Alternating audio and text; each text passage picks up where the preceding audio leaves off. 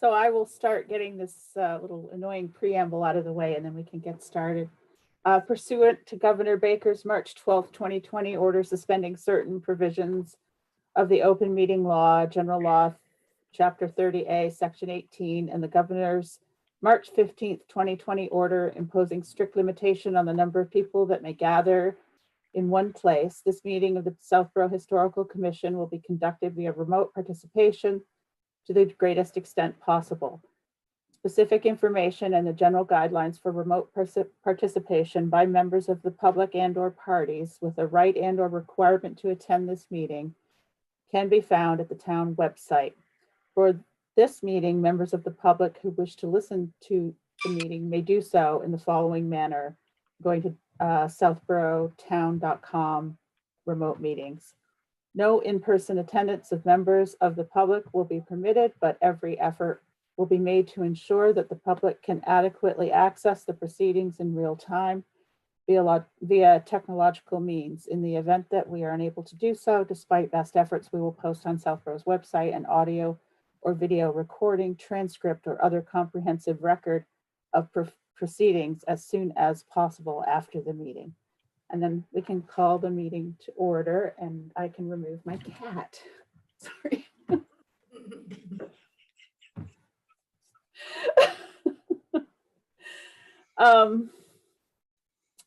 So we don't have the minutes from August, so we will do both of those next month. Treasurer's report. Oh, good. Okay, so I'm on. I just yesterday submitted the most recent Spectrum bill, and I paid the most recent water bill for like $35. That's all I got. Literally, very exciting stuff. It's all taken care of, everything. The leftover water bill that I had emailed you all about, it's all taken care of. So we are up to date with all of our finances. So we're all taken care of. We're all set. Great, great. So next is the fun part, to welcome Michael Wyson back to the commission. Hooray! We're all so happy. This is a Vudeja all over again, right, Michael? It's really nice that the pressure's off a little here. There's actually, I know. person. It feels. I know. So now one of you can sick out, right? I know. If someone was sick, you could actually sleep. Yes. Instead of hearing a historical commission meeting. Yes. Well, thank you all. Yes, this starts my 7th term. So 7th term. Whew. 7th term. Yeah. If I complete this term, I will have served 21 years. Holy mother. Wow. Good for you. Yeah. Yeah. You're welcome. A glutton for punishment, everybody. Just a glutton for punishment. Well, we're glad that you are. Yeah, indeed. Well, I love all you guys. So glad to be back. All right. So Time to move on because it's a long night, folks. it is. Now, I'm not seeing the We'd invite building. Lori, mentioned about 7:30, so she may not try and get on until then. Okay. Let's move her then. Is John Parent around? He is. Shall we? Yeah. Yes, because he asked me if it was possible if we could move him up in the agenda, and if that's all right with you guys, and if he's here and Lori's not. I think that would be fine.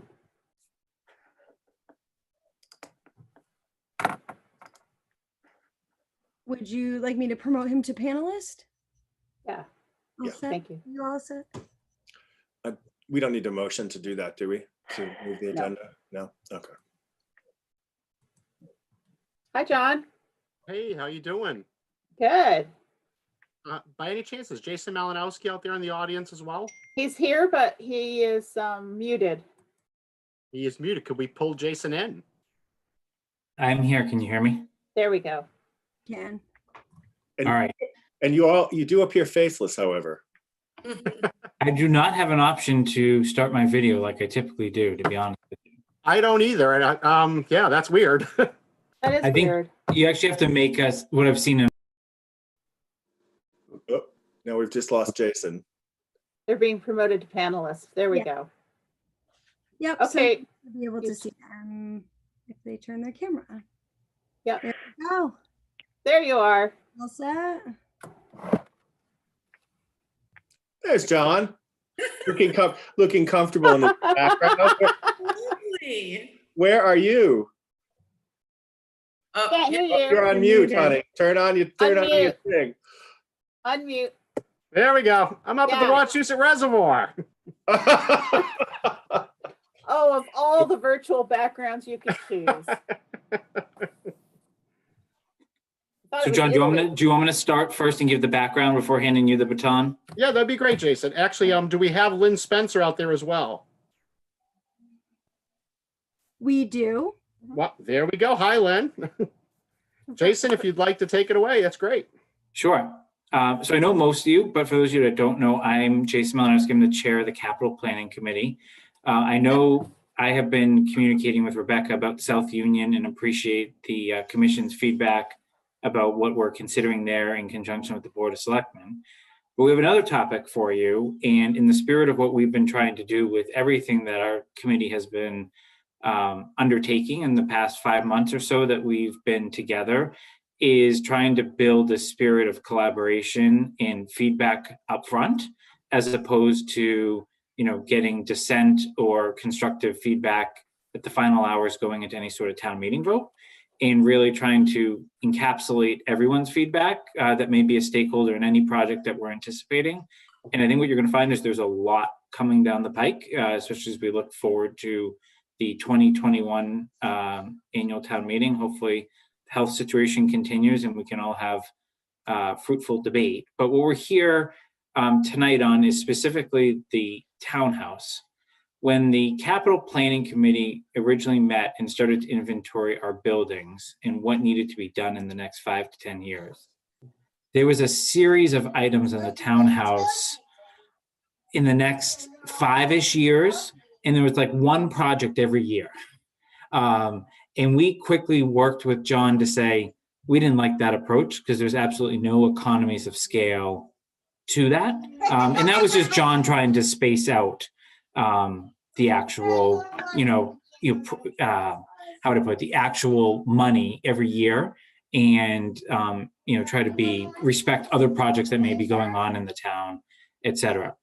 And where we landed was we thought it was in the best interest of the town to approach all the exterior work that had to be done for the town, both exterior in terms of facade renovation, and more specifically the windows, as one project. Have one contractor, one architect, one OPM oversee the entire process all at once, as opposed to doing one side of the building one year, then another side the next year, and having a lot of variables that we didn't want to control.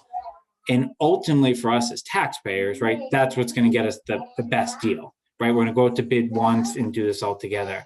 So what you're going to hear from John and Lynn tonight is going to be, what the full project would look like. And I think what we're seeking from your commission, and it may be tonight, it may be in a future meeting, but we don't want it to drag on, too long, is any feedback you have from your perspective to allow us to put the best application forward to CPC and ultimately bring that to town meeting floor.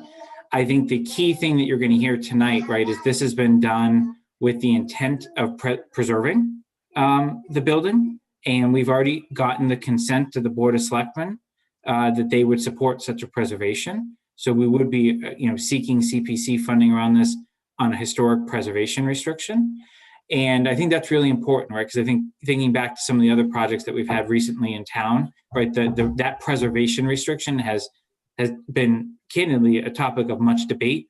Our committee has not heard that. And when you think about that building in particular, we're talking about in terms of that townhouse, that's the building that you see in pictures of this town more often than not, right? And I think that the consensus building around that is we wanted to do what was right to preserve that building and bring forward a responsible project that way from a CPC perspective, as opposed to just fixing the issues and not doing it, with a historic lens or preservation lens, and just, getting them better windows or getting them a better HVAC system, et cetera. So that's the genesis of where we're at tonight. The goal after tonight is to get feedback from all of you. If you're so inclined to write a letter of support to CPC, we think that will help the application. And then we're going to be submitting it to CPC in line with their, I love that my kids turned off my light as we were talking, by the way. But bring forward that to CPC and hope that they would bring that article to town meeting. Of course, if they deny the application for any way, we would have to go back to the drawing board of how we would fund it, because we don't think there's a heck of a lot of funding available through general fund, given other projects that we're looking at. So I'll pause there, hand it to John, who will introduce Lynn and anything else he wants to add to my brief introduction. But I figured it was important to give you our perspective from capital planning before launching into the nitty-gritty details. Thank you, Jason. Thanks, Jason. Hi, everyone. Hi, John. Earlier this year, the town engaged the services of the architecture and preservation firm, Spencer, Sullivan and Vaught, to conduct a conditions assessment at the townhouse. The assessment looked at various elements that make up the building exterior structure. During the process, various items were identified as either needing repair, restoration, or replacement in this process. This evening, preservationist Lynn Spencer has graciously joined us to discuss the findings of the before mentioned assessment and the related restorative strategies for which we are asking for your historical commission support. With that, I am going to yield the floor to Ms. Spencer. Well, thank you very much, John. But before I get rolling, I would like to ask the chairman to invite Sean Willett, who should be in a waiting room, Absolutely. because he has the PowerPoint presentation. Otherwise, you'll just be seeing my smiling face, and I don't think that's all you want to hear or see. All right. Can we promote him to a panelist? Sure. Thank you.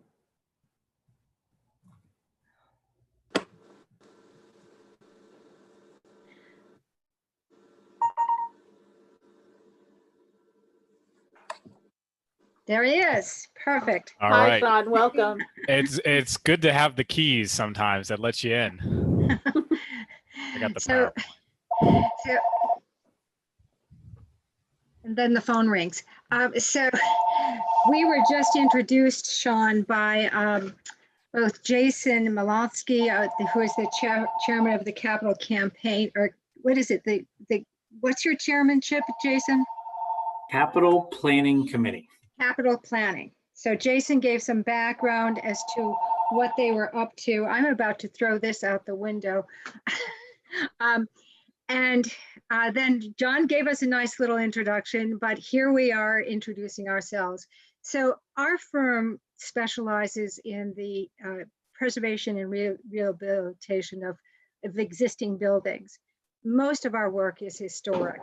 And in fact, we may be known to you through the work that we've done at St. Mark's, where we've worked with them first on a conditions assessment and then on the first phase of the tower restoration project.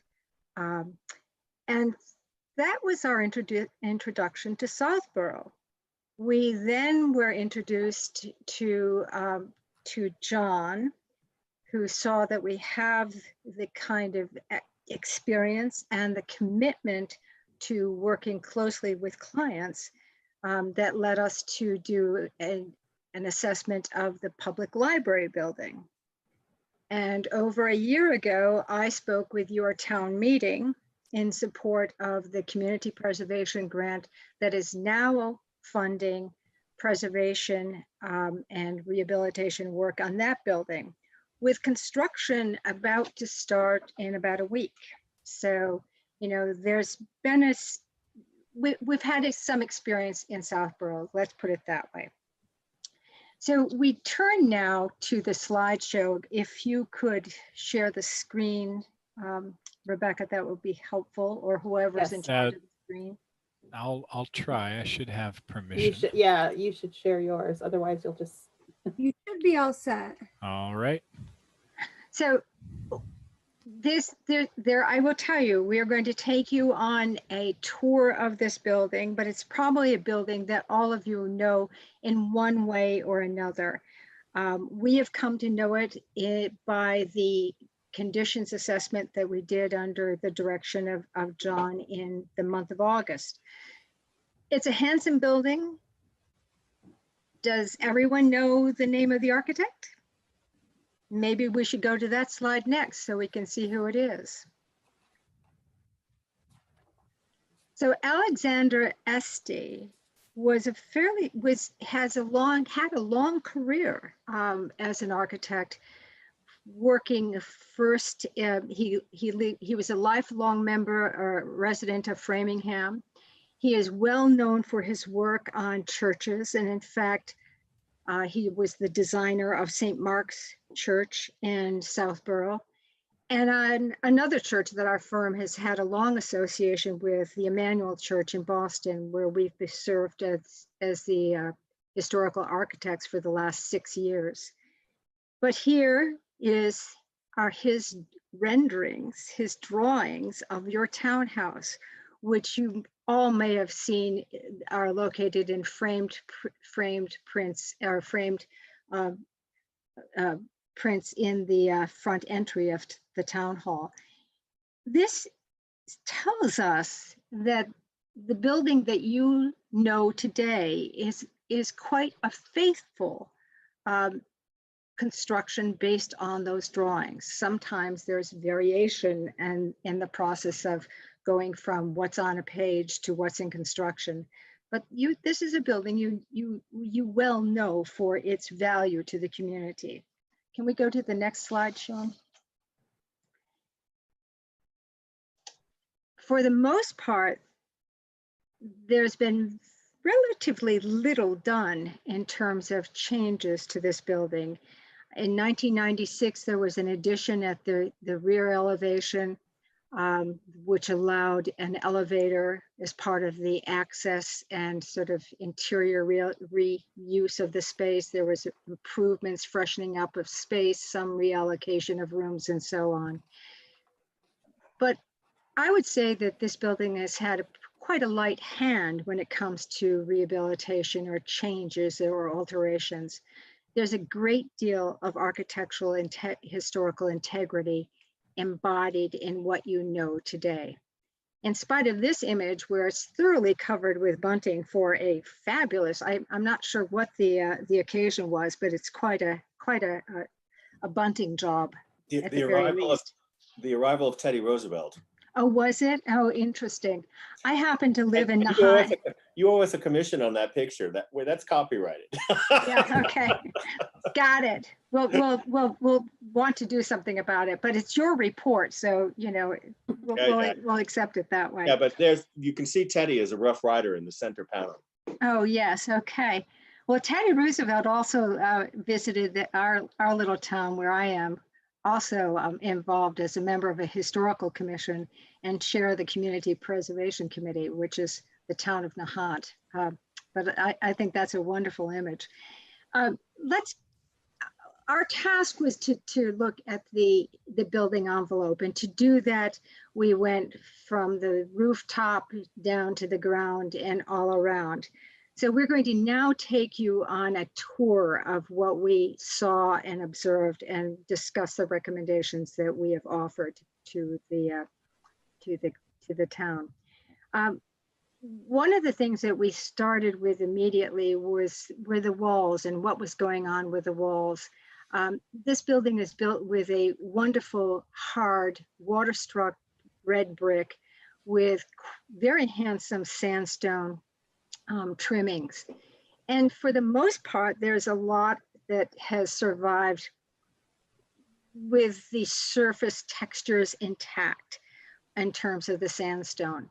You see from the image on the left side that the brickwork has had some selective repointing over time, oftentimes with varying colors of mortar, and quite honestly, pretty hard mortars, which can be tough on a 19th century water-struck brick. Our recommendation is that that we tackle the repointing of the entire building, removing the hard, inappropriate, later or recent mortars, and utilizing a mortar that is based on the original composition. As far as the sandstone goes, you'll see on this slide and in the next slide that where the sandstone is in close proximity to the ground and has experienced splashback from drainage and so on, we're seeing some erosion on the face of that sandstone.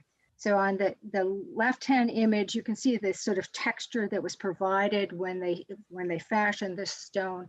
On the right-hand image, you're seeing some of the erosion, some of the spalling that has occurred from high moisture content in the sandstone.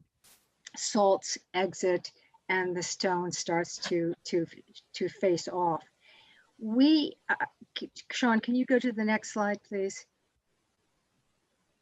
We are cautious about how much sandstone replacement is needed here. In most cases, we're suggesting that we accept the erosion as part of the natural aging process of a building and accept that as patina, as we see on the right-hand side. In the left-hand image, we've got a somewhat different situation where you see the entablature and there's a sort of a molded piece of sandstone beneath it that is very heavily eroded to the extent of fairly significant loss. This could be an area of replacement stone where we would recommend replacing that stone with a stone that has the same sort of color and texture as the original stone. We also suggest to eliminate that erosion, it would make sense to actually cut in a drip line along the edge of, and Sean is skillfully showing this, along that edge that would prevent, which would allow the water to actually not sort of roll over onto the stone and sit there, but in fact would drip effectively. And we've talked with we work very often with various skilled masons, and we've talked with them about the practicality of doing that, that sort of cut into the stone, and it is a doable thing to do. That would preserve the entablature intact, but would actually promote better drainage. So if we go to the very top of the building, we've got a different situation. We do retain the 5 original chimneys that Esty had designed. However, we see that in fact, if you compare Esty's drawing with what's there today, those chimneys were either not built as he designed it, or in fact have been rebuilt in later times. Of the 5, 2 of them have been recently repointed, but there are 3 of them that need significant repointing. You're also looking at the upper section of the roof, which is a membrane roof, which is about 5 years past its normal, life cycle. And you're also observing that there's crickets and so on that help promote drainage at the chimneys. Next slide, please. Next, Sean. Oh, there's a bit of a delay. Sorry. All right. Sorry. So there we also see that, well, we have a flat roof at the top. We have hip roofs that go down to gutters. And again, those asphalt shingles, which probably replaced originally slate shingles, slate tiles, are at the end of their service life.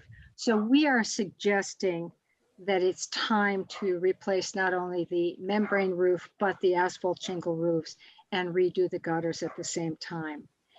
The downspouts that you see are copper downspouts. They have seams that are starting to open up. And again, it makes sense to promote good roof drainage by installing new conductors. Those pipes go underground to as yet an uncertain sort of drainage situation. We have suggested that they could be cameraed so we can understand what's going on there. It's probably a series of dry wells for each of those downspouts. So let's look at the next set of slides. So the original entrance was redone in 1996. It was an interpretation of the original entrance. You can see that the drawing in the middle, as well as the photograph of the bunting building above. So that interpretation is interesting because they retained the sort of rails and stiles and the sort of curved top configuration of the door, but instead of having solid panels as it was originally, it's glazed. And there's a utility to that allows light to come into the space. But what we have seen is that the oak veneer doors, which were redone in 1996, the veneers have started to lift. The finishes are very poor. The problem with a clear finish on a door like this is that you practically have to stain every year or to finish it every year to retain the integrity of the wood. So these doors are, this pair of doors is at the point that they should be replicated in kind because the veneers are beyond retrieval. Other doors on the building need to be simply, minor repairs and painting. Excuse me, Lynn, can I ask a question? Sure. So are you suggesting retaining the glassed in doors as opposed to replacing them to the original solid doors? Well, we think that that's a discussion that should take place. We've had some discussion with John about this, but we do understand that the glazing allows light into the space, and there's a usefulness to that. I think it could be a discussion either way, quite honestly, but the door should be replaced. Is they use that interior space, if I'm not correct, for They do. like, activities and things? Yeah. They do. So there's a usefulness to that. And I think what is always good to remember with a building like this is things evolve. This building probably was originally heated with a coal-fired heating system. It now has, a hot water system, and it has air conditioning, as we see by all the condensers that are on the west side of the building. So I think we allow for a certain amount of evolution, but respecting the traditions of the past. And I think this door pretty much does that. Now, here we come to the point that Jason and John were mentioning earlier, and that are the windows. We work a lot with historic buildings. We work very often with the struggles that are involved with historic windows. And in some cases, we've worked on restoring windows. In this case, with the townhouse windows, we are recommending a very deliberate effort to create windows that are energy efficient, are functional, respect the historic design, but would be replicated using thermal glazing. And we think that that is part of a way of ensuring usefulness as well as energy efficiency and sustainability. So let's look at these windows. These are truly monumental windows, very large, 10 feet at the upper levels. Those are 10-foot tall windows, 3 feet wide. You're seeing a detail of some of their conditions today.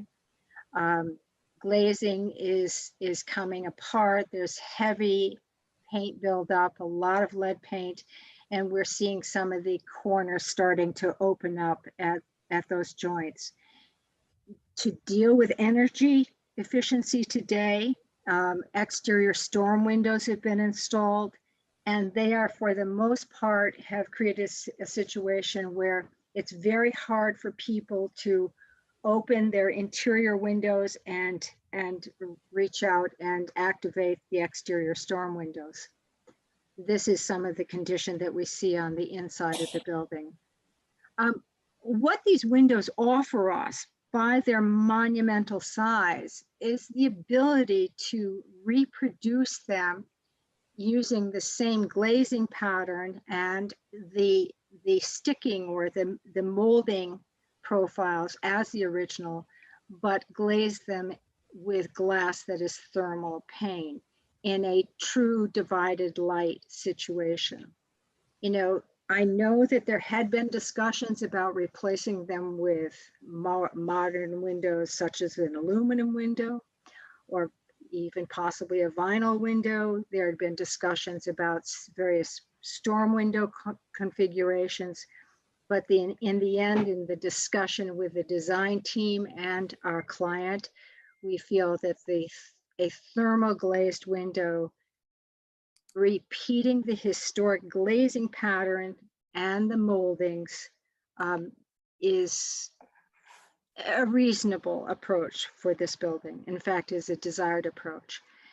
I have said to John earlier today that, you know, the problem with these windows is they've been so often painted and repaired and painted and repaired that if you use the analogy of windows as being the eyes of a building, these windows have too much makeup on them.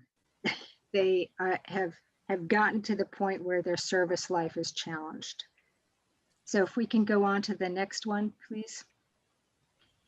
I want to give you some examples of work that we've been involved with. This is the Northbridge Public Library. In this case, windows that were in pretty poor condition were in fact restored. And you're seeing the before and the after on this side. That is certainly an option that we had looked at here, but as I said, we felt there were reasons to go another route. Next slide, please. We're just wrapping up the Princeton Town Hall, and in this case, we worked with the team and came up with this solution. We are, in fact, replicating the windows. Those are the window on the right is a brand new window. And in fact, that window will then be protected with an exterior low profile storm window. This seemed like a reasonable approach here, given the size of the windows. I think it's a little bit more difficult with the size of the windows that you've got at the Southborough Townhouse. Next slide. Lynn, can I ask a question again before we get just too far away? Sure. Can we go back 2 slides, please? Mm-hmm. So this window was restored. Mm-hmm. Why would that treatment not be? You mentioned that there were reasons that was not applicable to our situation. Why was that not applicable to our situation? I think that because of the utility of the ability to open and close the windows with relative ease. These windows are fixed shut. They're never opened or closed. I see. Okay. It's a public library, and so that seemed like a reasonable approach. Got it. So these are just totally fixed. That's it. Yeah, and that's why I said, you know, part of what we're looking at here at is functionality. We have folks in their offices who want to be able to open and close the windows. And right now you actually have a nearly impossible situation for doing that. There are technical challenges to, and we'll just go on, there are technical challenges to working with windows such as your townhouse, but they are achievable. These are just details of the Princeton windows where they have been replicated using the original sticking or molding profiles as well as the joinery. So we would be proposing to do the same thing for the Southborough Townhouse. Same profiles, same glazing patterns, same joinery. And here you're seeing one of the sort of key parts of what makes these windows work well is when you also have good weather stripping and good sash weights. So in this particular case, we happen to be working with Cronenberger and Sons, who were the low bidders on this project. This is a public bid project, such as yours would be. And they happen to be experts in replication as well as repair of historic windows. So they were a very good team to work with. Could you repeat that company name? Cronin, what, please? Cronenberger and Sons. They're out of BERG. Connecticut. Thank you. There are a few companies that we have worked with who are able to make custom-made reproduction windows. This is not a situation for a Marvin or a Pella, quite honestly. But companies like Cronenberger or Historic Window and Doors or the Cooper Group are, and there are probably half a dozen more, are capable of doing that. These are just an example to show you of what a thermal glazing looks like in a true divided light window. What we would be recommending is that the space between the two panes of glass be colored dark so it doesn't have the reflectivity that aluminum does have, and the one on the left has that reflectivity, the one on the right has that dark, so it has basically painted dark in between.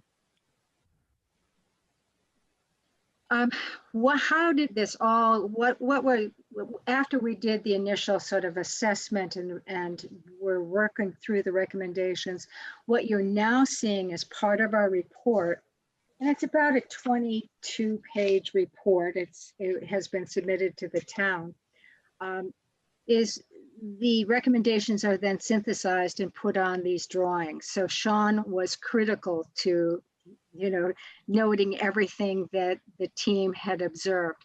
And that team, by the way, consisted of Sean Willett, who's running this right now, but is a talented architect working on this, along with Doug Manley in my office, who is a senior associate, and myself as the principal for historic preservation. So all of this gets synthesized, boiled together. Just to remind you, we're looking at from top to bottom. So roof replacement, complete repointing of the building, some sandstone work to restore and retain it, and then new windows with thermal glazing, replicating the appearance of the original, and the same with the front door as well.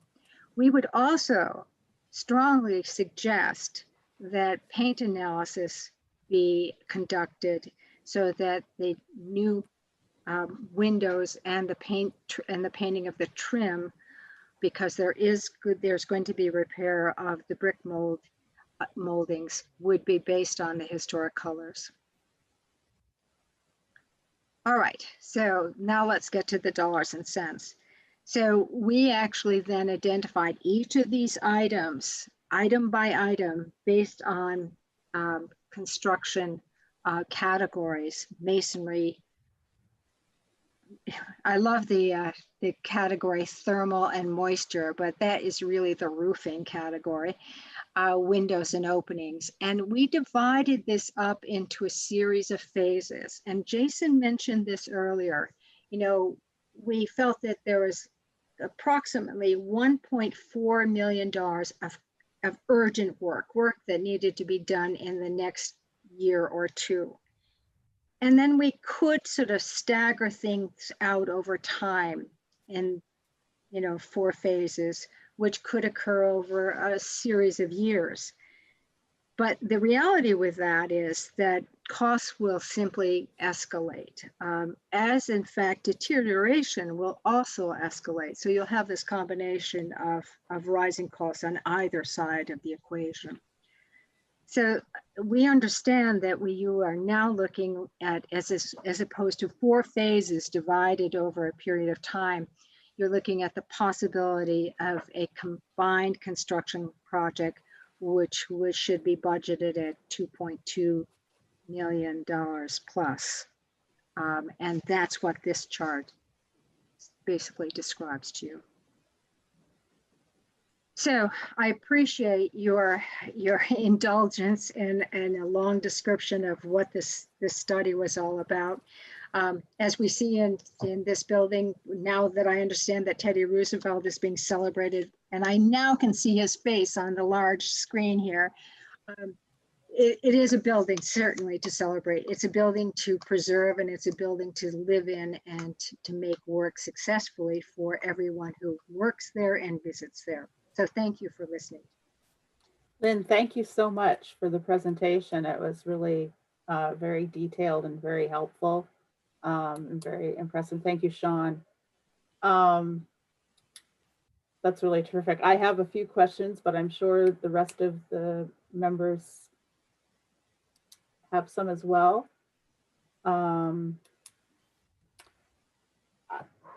Regarding the windows, you know, I think you probably have been made aware that we did have an assessment done in 2014 by an architect who specializes also in historical preservation, and he recommended a restoration. So I wonder if you could give a little more detail as to why you would replicate rather than restore. I think it has to do with functionality for, a lot of it has to do with functionality for those both living and working in the building and looking after the building. And this is part of the problem with quite large windows because of the need to remove panels, store them, lean over desks to lift up the windows. So, you know, it's something that can go either way. You know, each side of it has pros and cons, quite honestly. What is the cost difference? Well, this is what's interesting because I was checking on this today. You know, I want to tell you that the costs that we had put together were based on our experience with similar projects very close to this time. And we happened to be working, for instance, in Princeton on that project. So I had really up to minute cost at my fingertips. And we had also reached out to that company to help us with the cost estimating. So quite honestly, the costs are relatively the same when you factor in the restoration of the sash plus a storm window, a low profile storm window that actually works. Right. Part of the problem with storm windows is after a while, they don't work well. So that in terms of the conventional triple hung or double hung windows, we oftentimes, there's like one company that makes a really good storm window, and that's Allied. You probably know that already. And they're not inexpensive. So I was looking at contemporary costs for replication as well as the storm windows. And I compare that with what we were getting for the cost of reproducing a new window, and they are exactly the same. Approximately $9,000 per window opening. Wow. One of the problems we ran into, Rebecca, is down at the South Union. As you know, they restored the windows probably about 12, 13 years ago now, I guess it would be. And they did go with the restoration and the storm window. And quite honestly, it's been an absolute nightmare. The storm windows are extremely heavy. I had one employee that I'm lucky he didn't guillotine his finger off, actually. And again, with the way the townhouse is situated with the office space, to get to the windows itself, you know, you can do. But if you have to start factoring in storm windows on top of that, it becomes quite troublesome. And if we went with an exterior storm window, even with the low profile, you're kind of covering your new window or your restored window. This, we feel, gives us the benefit of energy efficient windows that are functional and have that appearance. It looks like it belongs there. What are can you run down the materials used in the replicated windows? Sure. I mean, part of what we look at is durability. So we are using mahogany. You know, I was, if you will, brought up as by working at the Society for the Preservation of New England Antiquities. I was the director of properties there for about 16 years. And, you know, the mantra was always, you know, replace in kind, same species, same profile, same. But unfortunately, what we're finding is that we can't get old growth pine, and that's what these windows were made of. So we go to what's a durable, weather resistant window. And it feels even uncomfortable to be saying mahogany when you think about the rainforest right now, but that's what we're up to. We're using either mahogany or Spanish cedar. And then we're treating them, you know, they get treated, pre-treated, primed, double coats of paint. It makes for a heavy, durable window. And I think that's what we're saying, you know, buy yourself the next 150, 160 years. Yeah. What about some type of composite?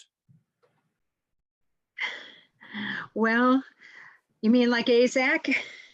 I mean, like Isaac, you know, so, you know, full disclosure, as I run a landscape architecture firm, and so we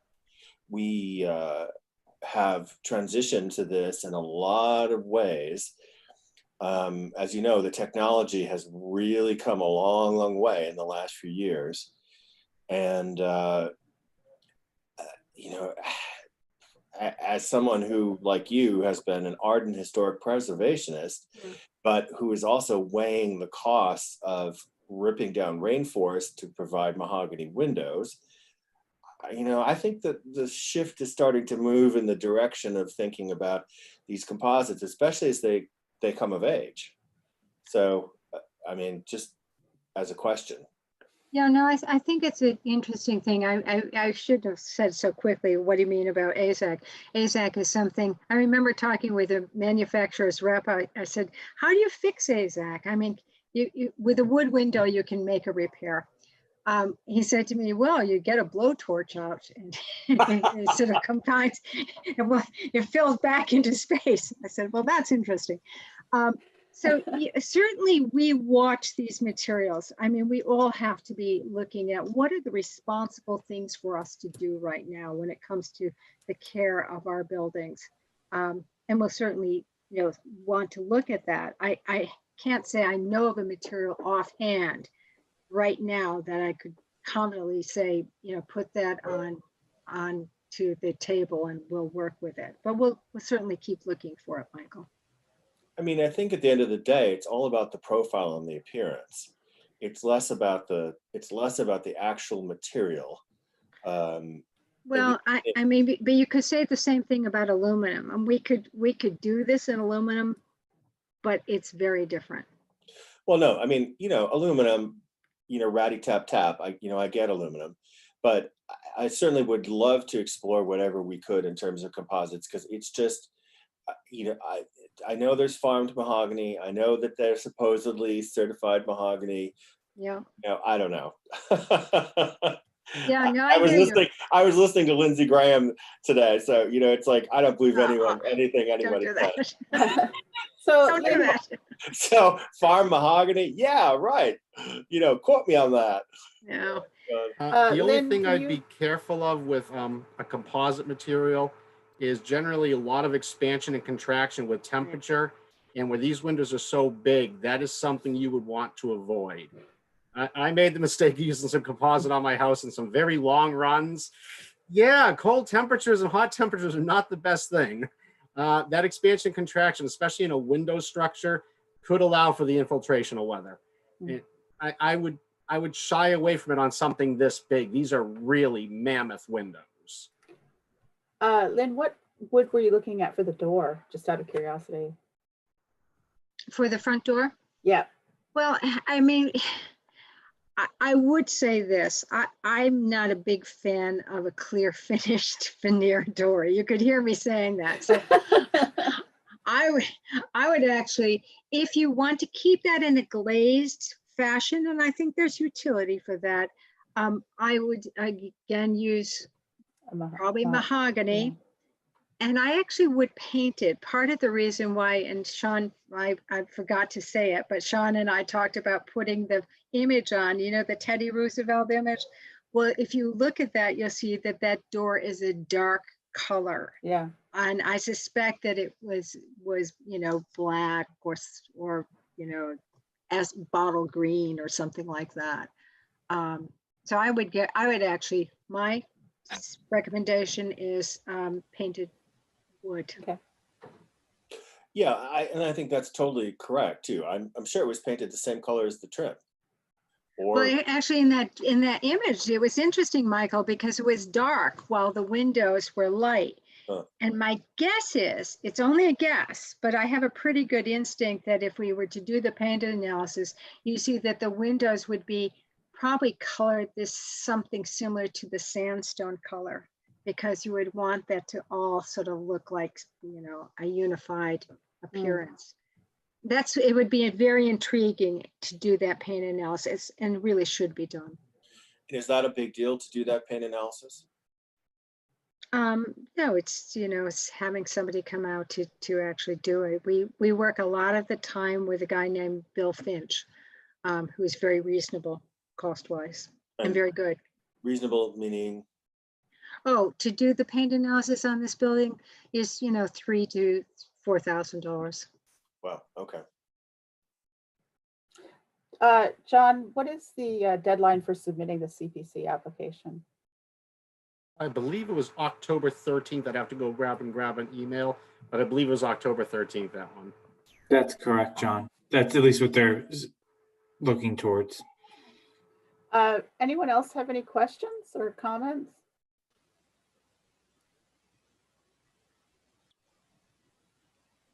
Kate Battles, what about you? You work in that building all the time. Yeah. Well, the one thing that came up for me is that I think that, especially on that front door, I'm in there a ton, right, John? Yeah, you need the light. We need the light in there. You need the light. Yes. So I would definitely say, I think a ton of people, and it carries right upstairs. So I'm all for historical accuracy too, but I think in this case, we definitely would need the light on that front door. That I would push for that.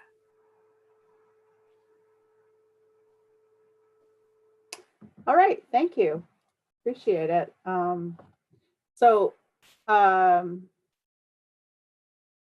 You're hoping for a letter of support, John?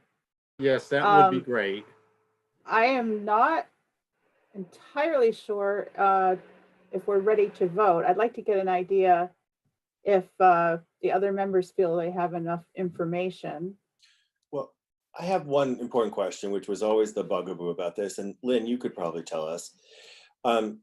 There was some discussion that replacing these windows would make this ineligible for the National Register. Mm-hmm. So, yay or nay on that question? Nay. And you'll be able to go on the National Register as long as you reproduce them. Right. As long as you reproduce them and you pay attention to the materials and the fabrication and so on. Yeah, I will say this. I was a little bit surprised when I started working at St. Mark's Church that, you know, there wasn't in fact a townwide survey even, at least at that point. This was a few years ago. I think it would make sense. I mean, you have a historic district right in front of you with the townhouse, St. Mark's on one side, the Pilgrim Congregational Church, and the library. I mean, the library, well, there's a National Register district pending. It is pending. Yeah, it is pending. Okay, good. It's pending, but it's been pending forever. It takes a while. It takes a while. And unfortunately, our dear friend Kate Madison, now deceased, was the person who was really spearheading that. So I remember her. Yeah, 2 years is nothing to getting one of these through. And we work with the town of Groton. We've had a nomination pending first at Mass Historical Commission for a solid 2 years and another year in Washington. well, I think it's been longer than 2 years, frankly, but Okay. we'll see where that is. But that's a story for another day. I Yeah. bet. I'm sure Well, it is. I definitely I want to thank you for coming. I think we have some other people waiting, and I'd like to move through that before the commission members take some time to discuss. But thank you very much. Well, Thank thank you. you. Nice- Sean and I will depart, but we appreciate this opportunity. And thanks, John, for inviting us to this party. It's always good. Thank you, John. Thanks, Lynn. Thanks, Sean. Thank Okay. you, as usual. Thanks Love- very much, everyone. Bye. Well done. Thank you. That was terrific. Okay. Demolition, let's see here. Do we have? Yes, we do have the building commissioner. So I think let's move ahead with item 4 on the agenda, the demolition permit process and discussions.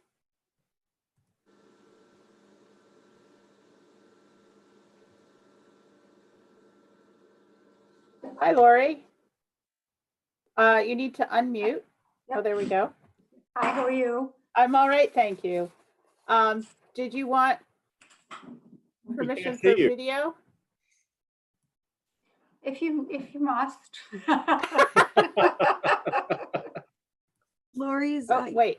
promoted. Oh, where'd she go? Oh, I'm sorry, I messed it up. Bring her back. What did you do, Rebecca? Severe Zoom fatigue.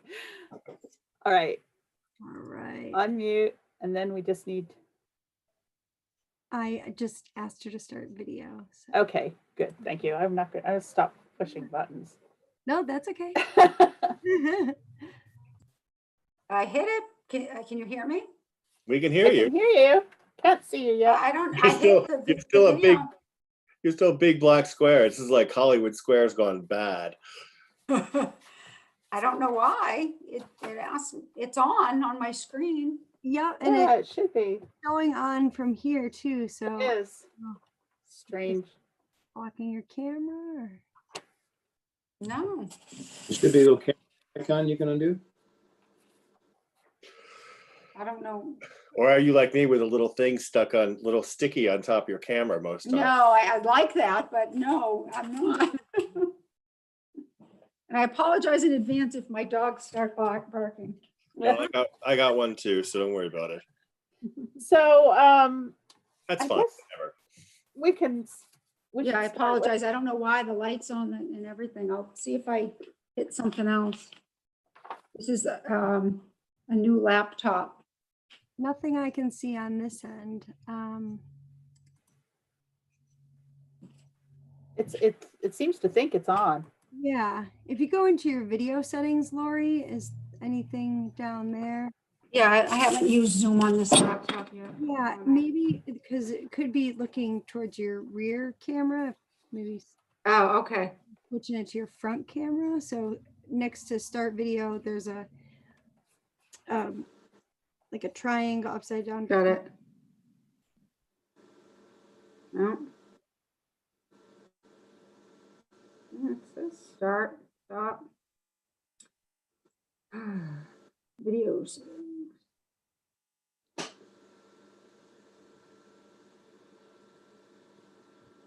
What should I go under? I'm sorry. No, that's okay. So if you clicked on the triangle, there's, I see an option for front camera, rear camera, and then video settings. So you could try clicking front camera or rear camera to see if that makes a difference. I have a widescreen original ratio. That's all. Integrated web. See if there's something else. No. I'm sorry, I'm not terribly in terms of. No, but I can touch up my appearance if I want. Well, you can go from a black square to a slight. Yeah, exactly. black square. And, oh, wait. There's something new up in the corner. Rotate 90 degrees. Oh, now you're a rotated black square. Oh my God, what the heck? That's all The right. thing is, if it was actually working, it would show what was in front. So That's all right. Can we oh, just, well, I think let's we take should just this go off. on. Yeah, I do too. Yeah, go on. So I don't know. So hello, Black Square. Wait, do not see any video. I'm gonna do troubleshooting. Oh, hello. We wanted to go over a couple of things, I think, tonight. Now we have 45 Highland Street to discuss, and also just the sort of the demo delay process in general and how permits are handled through the building department, and what, how, just to make sure that we're on the same page and we understand the process. No, absolutely. Can you give us a rundown on what kind of like the timeline with 45 Highland, how that progressed? So we received an online permit. I can't remember the dates. Probably back in June. Basically saying they're going to take first and second interior partitions and remodel it. And I got no other information. And I said, can you please upload some plans? And they said, well, they uploaded something. And I said, well, there's no framing plans on here. And they said, well, can we just start with the demolition? Because we don't know what we need structurally, which is typical a lot, as far as what exactly they need, because it's an older home. And I said, yes, you can start with the demo. We had gotten many calls on it. And everybody we told, we mentioned that it was in the demo delay, which we do. We always check, especially, just because, a lot of people don't know. And this was somebody who was definitely a flipper, which we found out after the fact. It wasn't somebody I had ever seen. So we gave them the demo only, and then all, for what they had said they were going to need it for. And then the next thing we know, a third of it is down, except that portion if you're facing it on the right-hand side. Or at least a third, yeah. Yeah, at least a third. I mean, I don't know what the exact square footage was. So at that point, I had gotten a call just because they were a mess. It was a messy site, and the next door neighbor just happened to be was worried about debris and things like that on their property. So I talked to the GC several times, went by there several times, and then they were looking. And at this point, they were looking for the building permit, and I'm like, well, wait a minute. And I went back because I do get a lot of permits, and did a little bit more research. And I told them they went above and beyond what they were supposed to do, in both historic and they're non-conforming, so that they need to go to the zoning board of appeals. On top of that, they're non-conforming by setbacks and frontage and things like that. So right now they're in the process of that. I waited till I knew I'm going to probably want to talk about this tonight.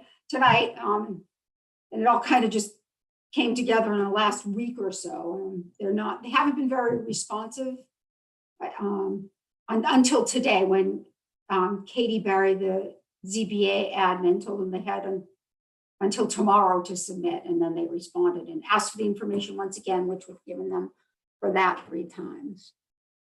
So that's where that stands. I haven't put a stop worker on it because they haven't done anything else. Then they don't have a permit to do anything else. So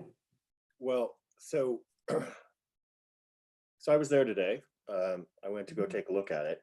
Mm-hmm. They've demolished illegally 7/8 of that house. That house was clearly on the covered by the demolition delay bylaw. I mean, there's nothing left. I shared the photos with the commission members earlier. I mean, there's nothing left except the foundation and some framings from a 1980s edition. So,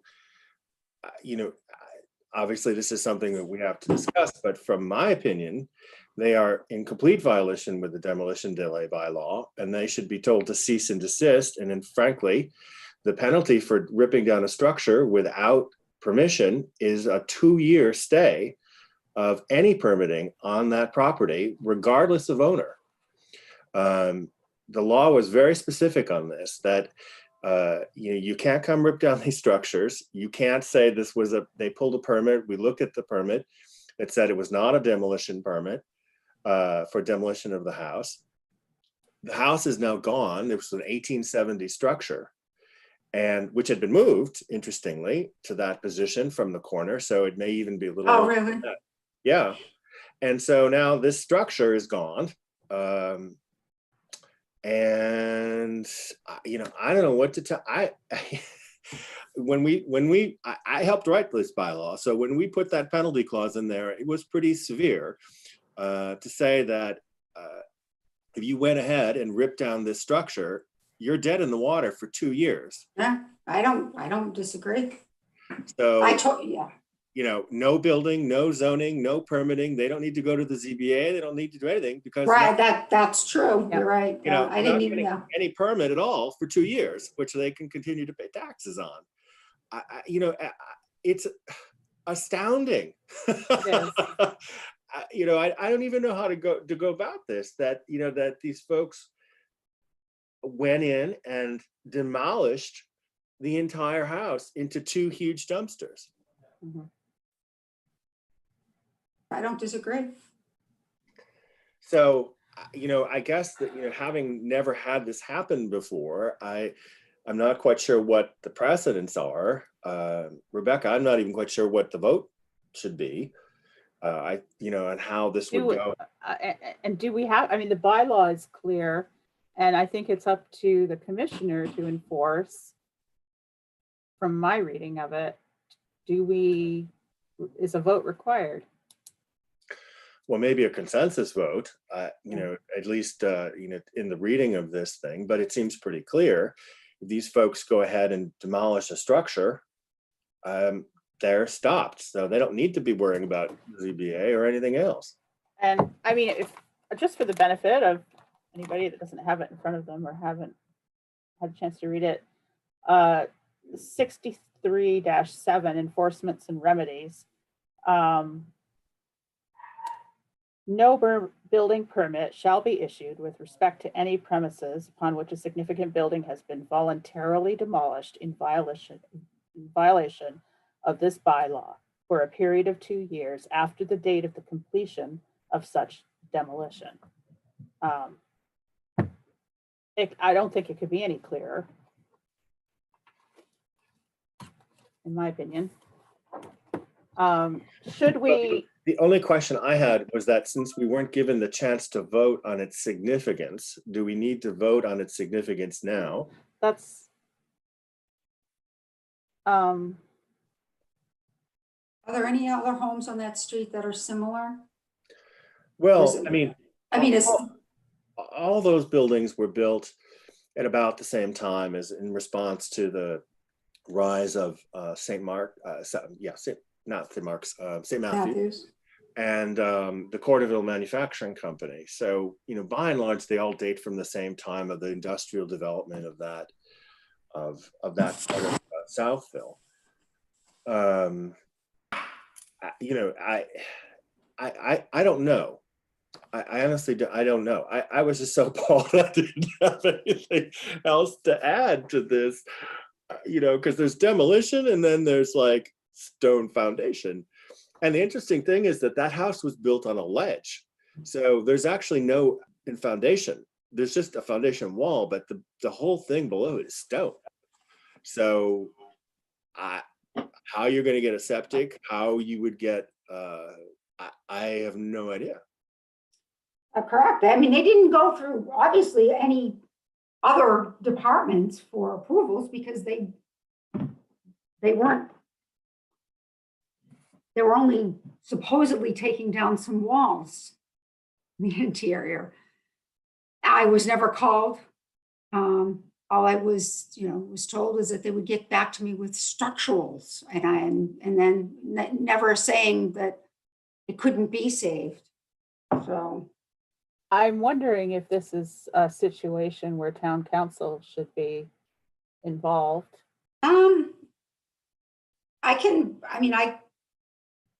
yes and no. I mean, I can do, I mean, it's cease and desist, yes, stop work order, yes. I mean, there's nothing more that I can do. But I would definitely follow through on a certified letter, letting them know the Yeah. steps that they need to take or not take, obviously, that they can't do anything for 2 years. I believe there was something similar to maybe a home on Corderville. Somebody might have mentioned to me that same before I started, that might have been taken down, similar situation. Not to my knowledge. And I go a long way back into the 90s with some gaps. Okay. Some notable gaps. I just remember something with maybe there was who had a fire. Was there a home that had a fire and rebuild it or something? Okay. Yeah, I mean, I don't think we've ever had anyone just come and tear down a house without the proper demolition permit. No. So Rebecca, the only question I have, and this I do think maybe we need to ask for the advice of town council, is whether or not we need to vote that property historically significant, because the bylaw does say a significant property. Mm-hmm. Yeah. So, but if a demo permit's never, I don't think we were anticipating in the bylaw that someone would tear it down without a permit. No, and again, normally the demolition delay for the significant requires public notice, blah blah blah blah. Exactly. Yeah. But now the building's gone. Right. So I do think maybe Aldo we should ask. Yeah. Because essentially you're telling these people that they're holding that property and paying taxes on it for 2 years, with no hope of doing anything with it, even if they sell it. I'm just curious, Lori, what happens if people demolish a building without a demolition permit, regardless of the historical involvement? What is the penalty for that? What is the process? Never really happened. It would be go through the same thing, double fee, like doing any other permit, and depending on if it was conforming or non-conforming, and would you have to go through their conservation and every other department. I mean, if I decided to tear down my house tomorrow, what's the penalty for that? We don't have a form of fining for building, only for zoning. And I don't know, this is a demo delay as a general bylaw, it's not a zoning bylaw. So I don't have a means besides double feeing for something like that for a building permit. That would be the only, and if it would, depending if it was a construction supervisor, I could take them to the state, and hold their license and have a hearing on that, that they did it, obviously without, plenty of people do things without building permits all the time, but obviously not taking a whole home down. There's too many other safety things that go along with that. I'm curious why they didn't finish the job and take down the addition, because honestly, my first impression was that perhaps they thought they weren't demolishing it if they left up those few pieces. Right. When I first went by, I was concerned about the safety, and then I saw that's what I'm wondering. Yeah, it was attached to the I saw the electrical attached. And I said, what are you doing? Because in a full house demolition, I get a utility sign off from gas and electric and fire for oil. And I guess, is this a full house demolition then? Is it?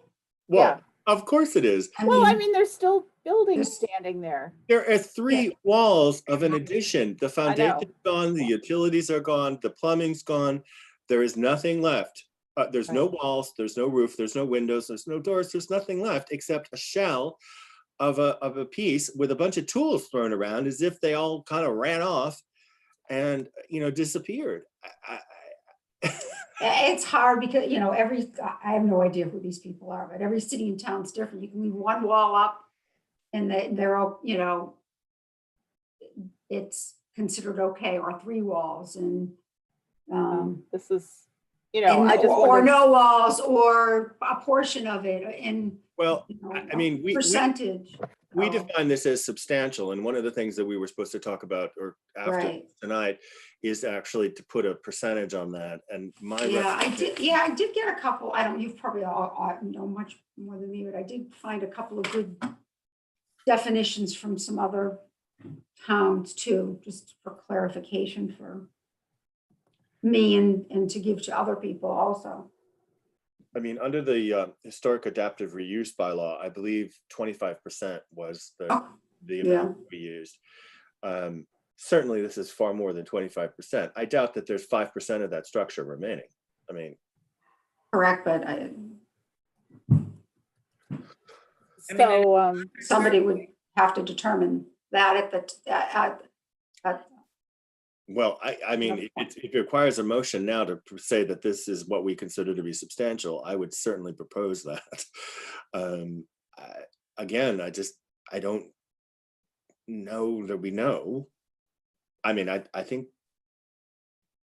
mean, I don't think we know the procedure for this because it's never happened before. that's why I mean, think it would be helpful to have Alda's opinion on what process we need to go through.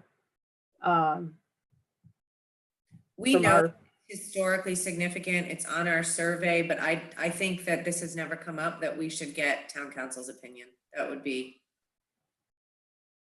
my opinion. My recollection of this, Rebecca, is that we have to ask Mark Purple first. Yeah, we do. But I will do that. There's a process. I'm Okay. becoming sadly quite familiar with it. All right. Then I will do that. I will check in and see what the next steps need to be. But in the meantime,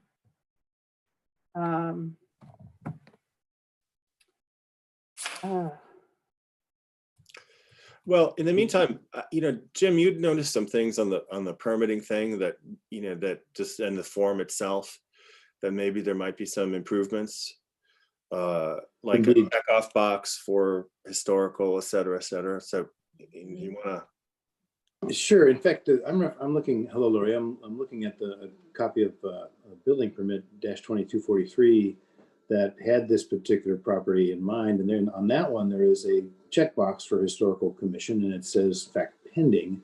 But just before we go to the changes we think might make sense, it appeared to me, and tell me if I'm incorrect here, that this was almost a misleading application. The way this thing happened is that what occurred was it filed for a building permit without anything related to demolition, and that's, you know, the limited amount of information that you had to work with. And what was put in place initially was just a building permit that looked like a little bit of a rehab or you know, improvement.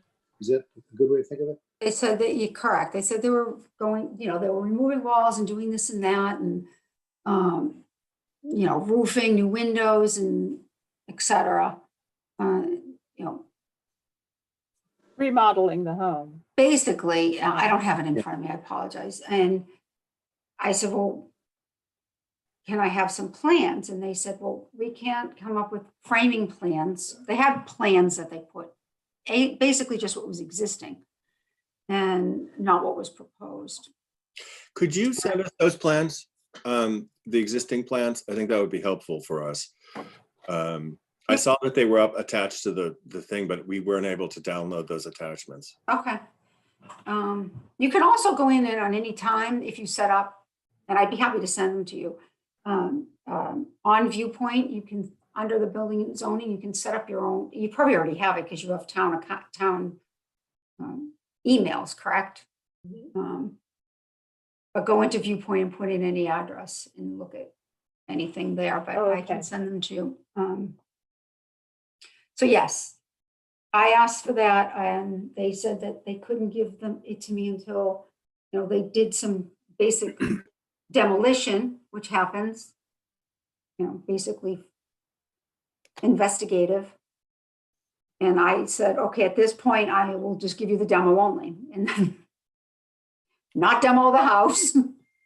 Because we didn't, at that point, then if it's an online permit, which most of it is, then we say you need to go to the demolition only permit, which the demolition only permit goes into, what you need to do for history. And we put this all together ourselves, my staff and I, in the last year or so. There was nothing in place before.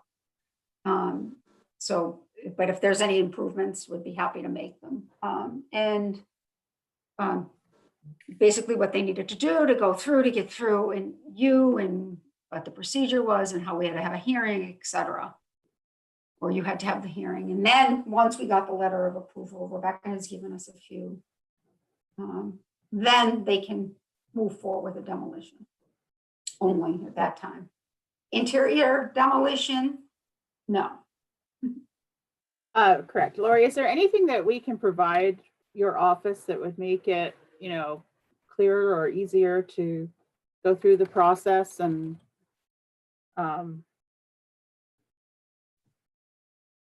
I guess I had asked last year if you wanted to be put on Viewpoint for an approval. You weren't the chair at the time. Correct. And they didn't, the chair at the time did not want to be put on that. That sounds like something that could be helpful. Yeah, I mean, we will. Just a and I worked in Concord for 12 years, and that I was surprised at that I'm used to asking for everything, paint color, anything. So I'd be happy to put that in. Yeah, there's a lot less to ask about here, but yeah, right. Are you demolishing it or are you not? Yeah. Well, for that, right. I've been many districts I was used to. Right. So, right. Any other, look at what you have. This obviously is an unfortunate lesson. But for any demo, a checklist that we can include.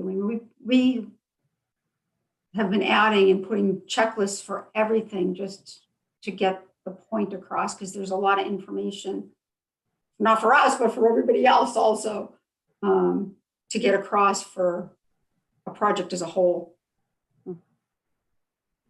So we can start. All I can say is that if there's a mortgage holder on that property, they're going to be mighty unhappy because they no longer have a house to mortgage. So Lori, back to what Michael was mentioning, I didn't take a look at the building permit application. I looked at the demolition application, and there was a couple of small things that might make it better. For example, putting a checkbox on the first page of the application details, indicating whether this building requires historical commission review, and that would be triggered by maybe the age reference in that section, instead of in excess of 50 years to originally constructed prior to 1925, which is how our bylaw is written. Those two things would probably front and center make it more obvious that there may be a checkpoint required. I did note in this, as I was looking at this particular building permit, that there is a section built into that for historical commission review. So it's possible that on the application for building permit, there's already some reference to, is this a historical building or not? But maybe building permits in general ought to have a check whether or not this is a historical structure. Does that make sense? Absolutely. The more checks we can do, the better. Yeah, not to throw red tape at people, but again, this is pretty blatant bulldozing of the sad to lose. Yes.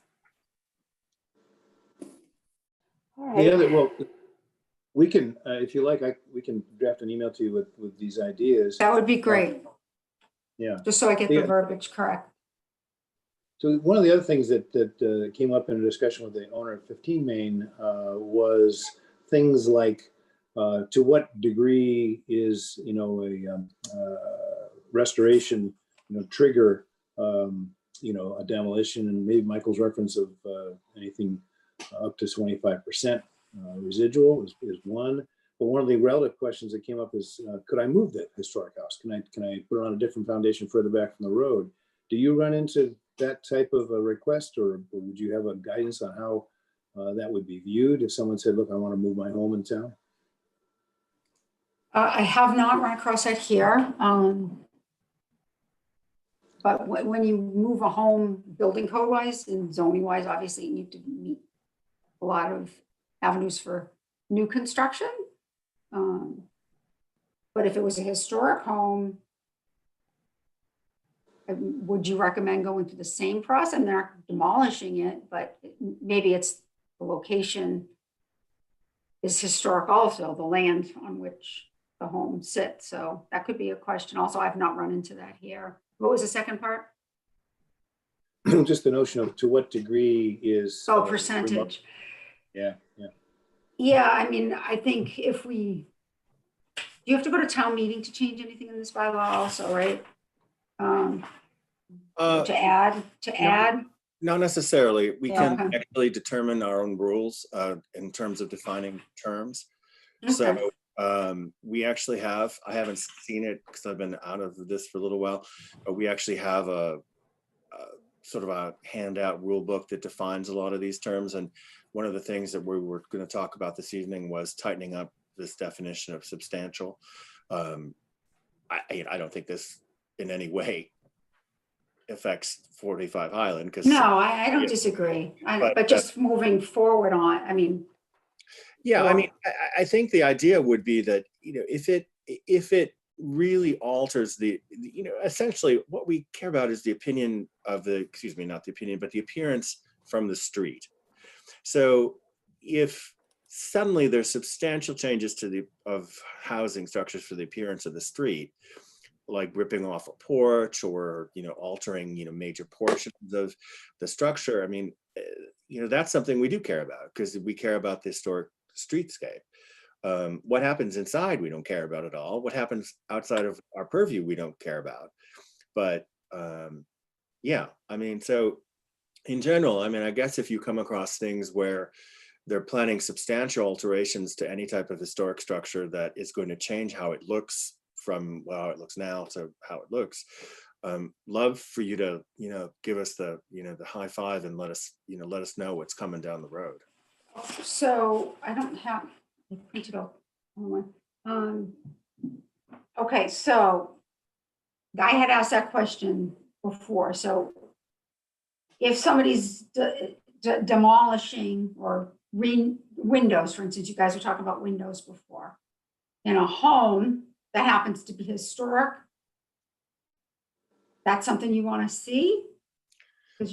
Or we can't regulate that. We have no authority to regulate that. So if it's a home that is historic, and I just want to clarify for me, Right. and they want to rework or reconstruct, take something down and put it back up, and it's historic, but let's say it's more than 25%. I mean, or it's less than 25% or whatever percentage you come up with. Well, I think we need to establish that. Yeah, because demo definition or alteration. There must be a Well, there's a definition of demolition in the bylaw. Yeah, there must be.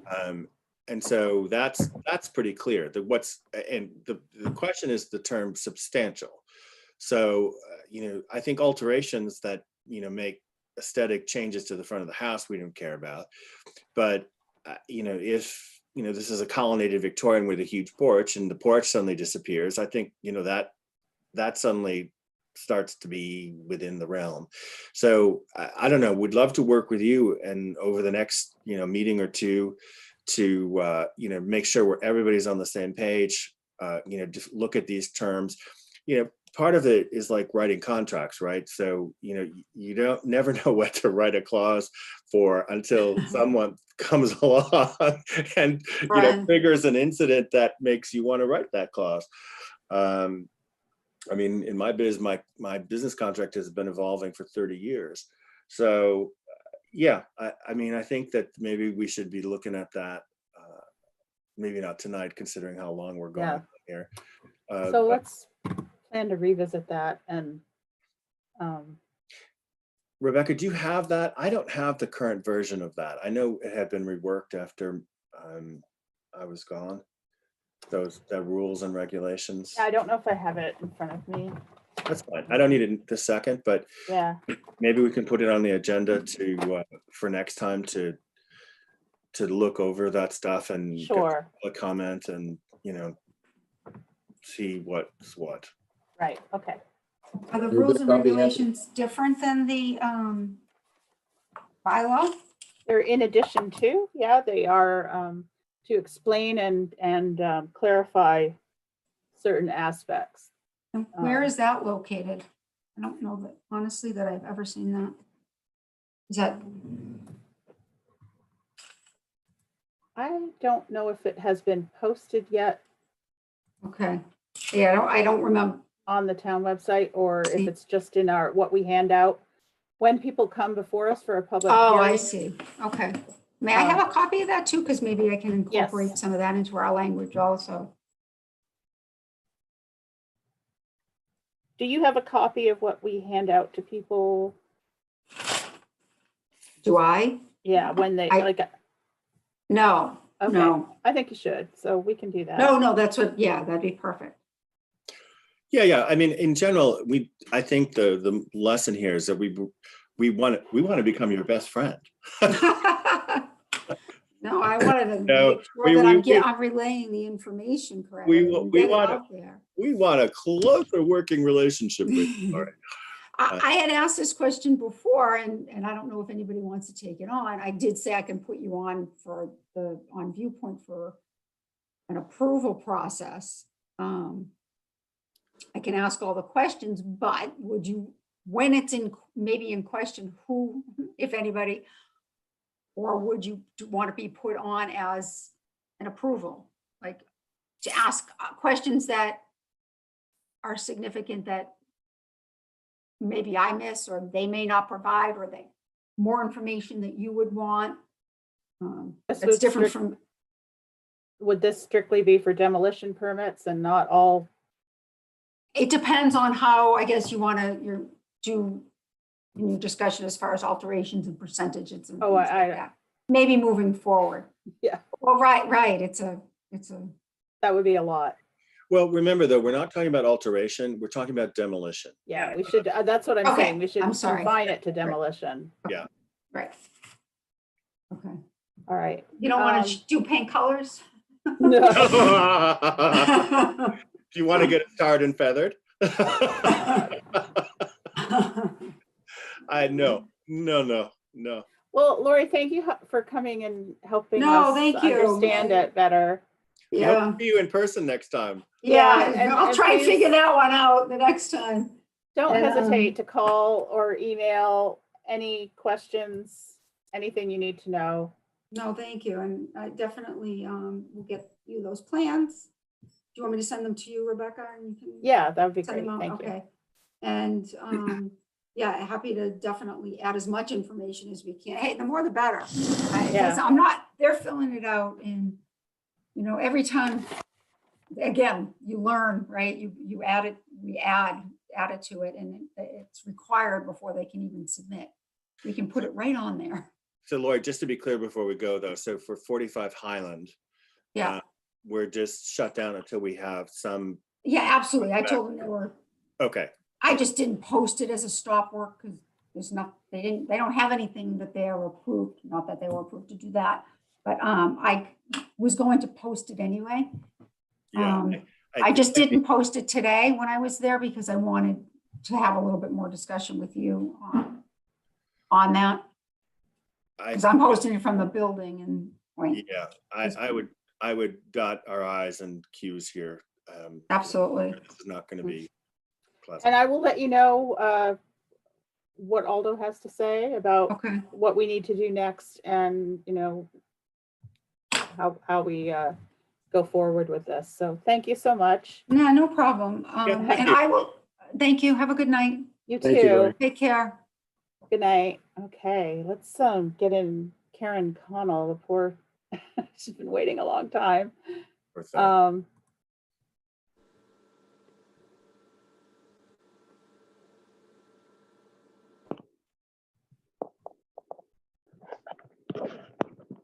Is this Karen or Kristen? Karen, hi. Karen, hi.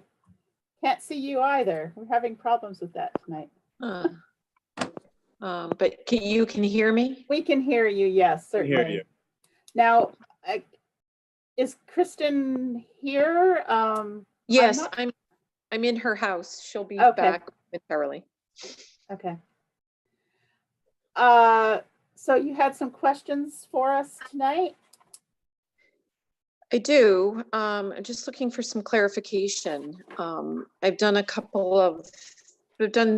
some things concerning the list that you have given me. So even though I don't want to sell my house, one thing that I've done is I've reached out to some of my business partners to see if they would be, I have some partners that I do real estate development with. So I reached out to two of them to discuss my home, and I value their opinion, and I listened to them, but I didn't like what they had to say. So, so I discounted that, and I've gone back to the drawing board trying to make this property, not to sell it, but to make it my own home. Mm-hmm. So the stumbling block that I keep running into is the foundation itself is so small. And I'm assuming that the foundation is where the original house was, that's the original part of the house. But it really represents less than 10% of the structure that's there now. So that's my question. Can I, and it's kind of a good thing that I heard the agenda item before mine, because I know what not to do. So, so that's kind of a learning lesson there. But what parts of the house would you like me to preserve?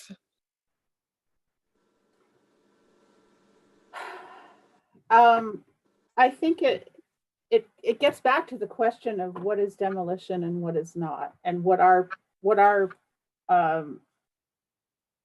authority we're granted to regulate that, what you can do and what you don't. I appreciate you're asking what we'd like you to preserve. I mean, ideally, we'd like you to preserve the house as much as possible as it is. But if you're asking how much of it you could demolish and rebuild, again, it comes down to what is a demolition and what is not. Michael, do you want to weigh in on this? Yeah. And before you do, though, excuse me, Michael, I guess that's part of the hang up that I have, and that my architect, builder, and other people have. The structure that's at 15 Main Street now, you want me to preserve the whole thing? Well, I think the facade, certainly, and a substantial portion of the exterior as it stands is our preference. But what we want and what we have authority over are possibly two different things. And I guess the basic question is, if the work that you want to do requires a demolition permit for the entire structure, then we are involved in this process and we can have an opinion. But if the work that you want to do is remodeling, partially, removing something and building it again, that is not triggering a full demolition permit. Okay, and I'm interrupting your colleague, and I don't mean to, but let me just give you a little bit more information. So one thing that I'd like to do is I'd like to move the house further back in the lot. And I want to do that so that I can accommodate a circular driveway. It's very unsafe to back out onto Main Street. So I really want to recess the structure so that I can accommodate a circular driveway. And I've already actually even got the curb cuts for a circular driveway. So I want to recess the house into the property. My architect is telling me that the bay window, I guess on the facade, there's a bay window, and he categorically says that that is not historic, that there was no way that there was a bay window when the original owner built the house. And I want more of a, like a Georgian styled house. So that would not have a bay window. So I'm getting confused and mixed messages. What, when the house was built, it didn't have a bay window. So can I remove the bay window? Yes. So here's the deal. So I think the easiest way to go about this would be to submit some plans, because individually these questions are maybe, yeah, possibly. I totally understand about the bay window. There generally were Victorian additions. However, the timeline is 1925, so we consider that historic under the terms of the preservation bylaw. That's not to say that if you want to remove the bay window and do nothing else to the house, we wouldn't have any jurisdiction over it, because it's under 25%. It's just, so there's a difference, and this is what we were just talking about. I don't know if you were following this whole long discussion.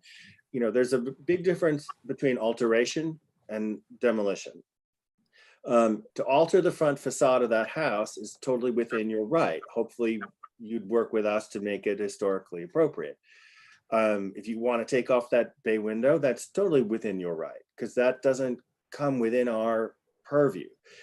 What does come within our purview is when you pull a permit for demolition of the structure, which generally means, by and large, destruction of the structure.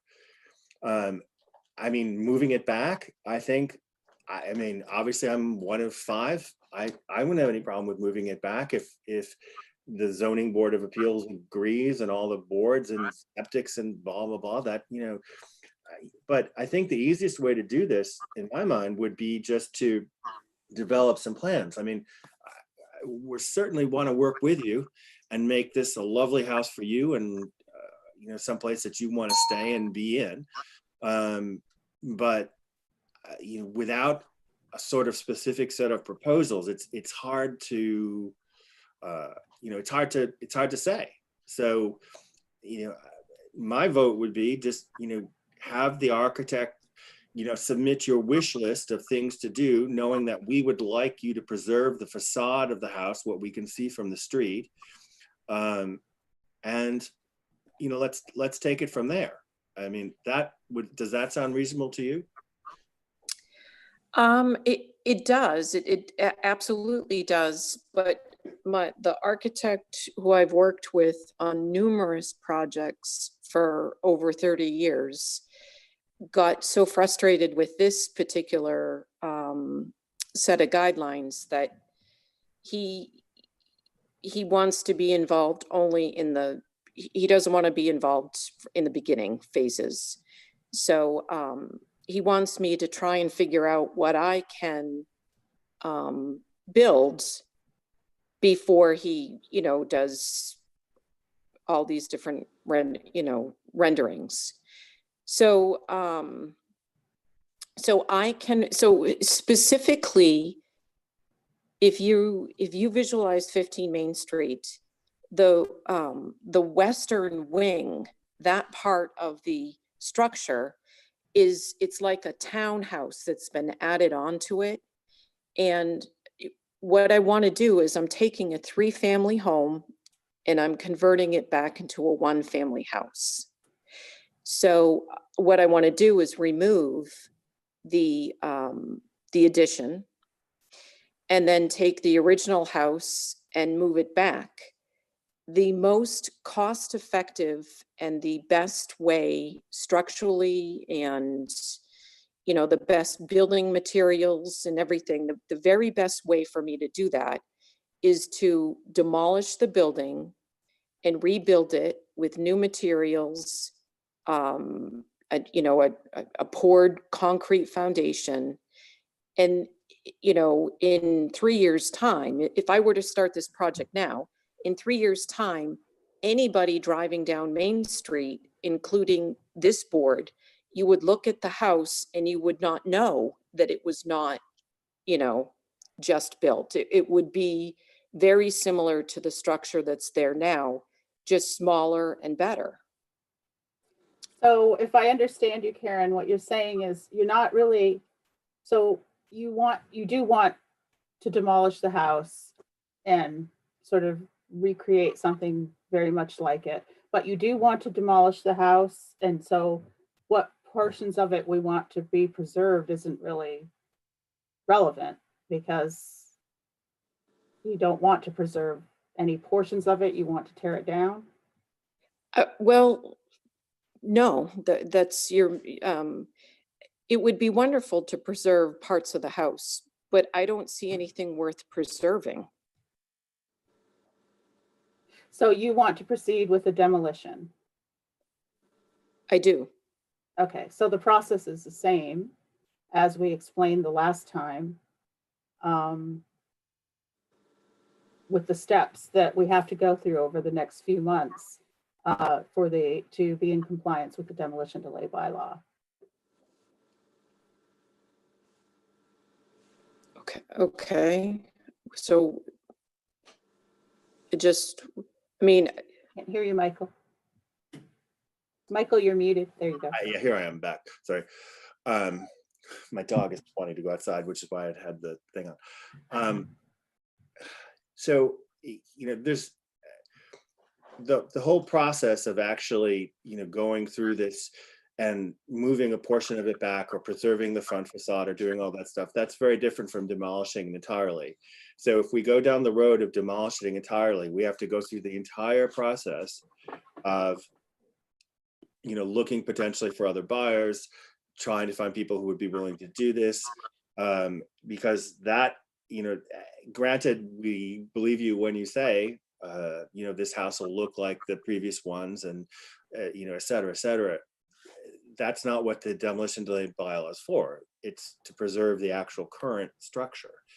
And certainly its appearance on the street and its relation to the stuff. So if rather than renovating it in some sort of way or diminishing it, which was what I had taken away from the previous discussion, if your intent is now back to where we started, which was to demolish it entirely, then we have to go through the whole rigmarole. So there's no real point in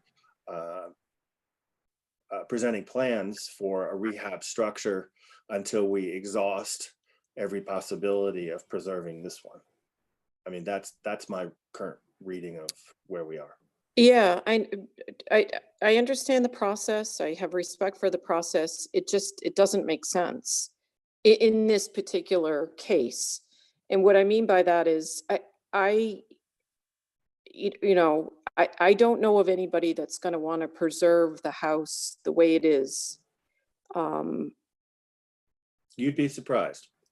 Okay, well, I just published a piece on the Southborough Historical Society about the renovations that we undertook here at my own home 30 years ago, moving into it with, you know, no functioning bathrooms and falling out windows and heat. I mean, there are a lot of old house crazies, like I am, maybe not anymore, but at the time certainly was, that would take this on in a second. And especially with the history of this house and part of the Newton family heritage,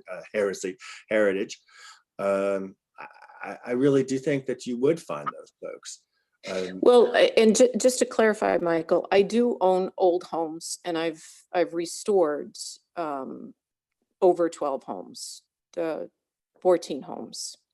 So I am one of those people, but I don't see anything at 15 Main Street. You know, it's got vinyl siding. Underneath the vinyl siding is sometimes clapboard, other times like sheet metal I've found. There is, there's all of the old molding in the house has been removed.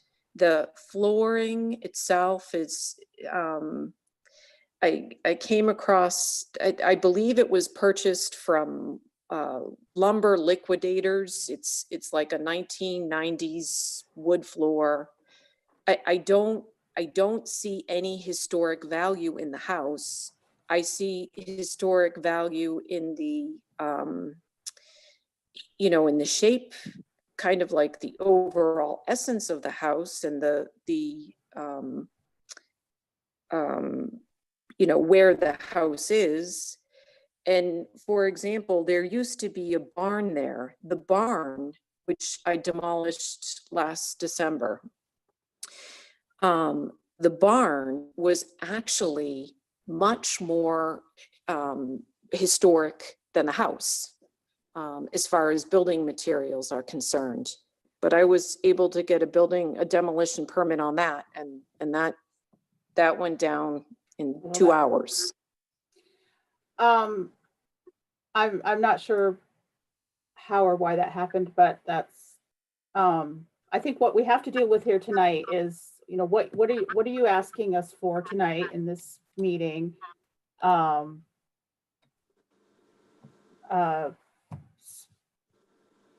a little confused. You were asking specifically what we wanted to preserve, and now are you asking us to reconsider our vote from the last meeting?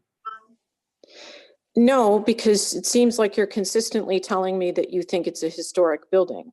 So like, okay, well, I respect that. You know, it is an historic building because underneath the vinyl siding and underneath the old floors or the new floors are the old floors, are the structure, the floor plan, the stairway. I mean, it is, the bones of it are there. And, you know, I just this past week took the aluminum siding off our house and revealed the clapboarding, and it was a big process, and you know, it has to be painted and all this stuff, but it's there. So you know, that is the essence of old houses, that they are piecemeal, they've been replaced, they have problems, they have issues, they leak, but you know, that's the story. And you know,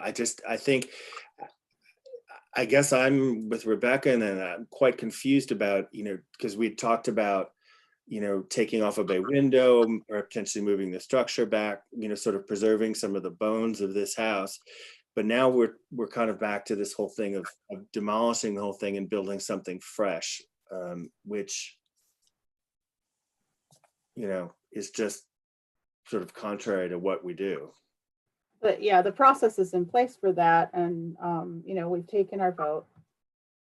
Kate, did you have a comment? Yes, I've just been sort of going through the bylaw myself, and I think I said in the last meeting, you know, our appointed role of the commission is just to support the bylaw, and the bylaw does state that any building in whole or in part which was constructed prior to 1925 and is included in the Southborough, Massachusetts Historic Properties Survey prepared by the commission. So it's on that. And so I think our role is just to make sure the process of the bylaw is followed through, since it was voted on by the town residents, and that's just our job. at this point.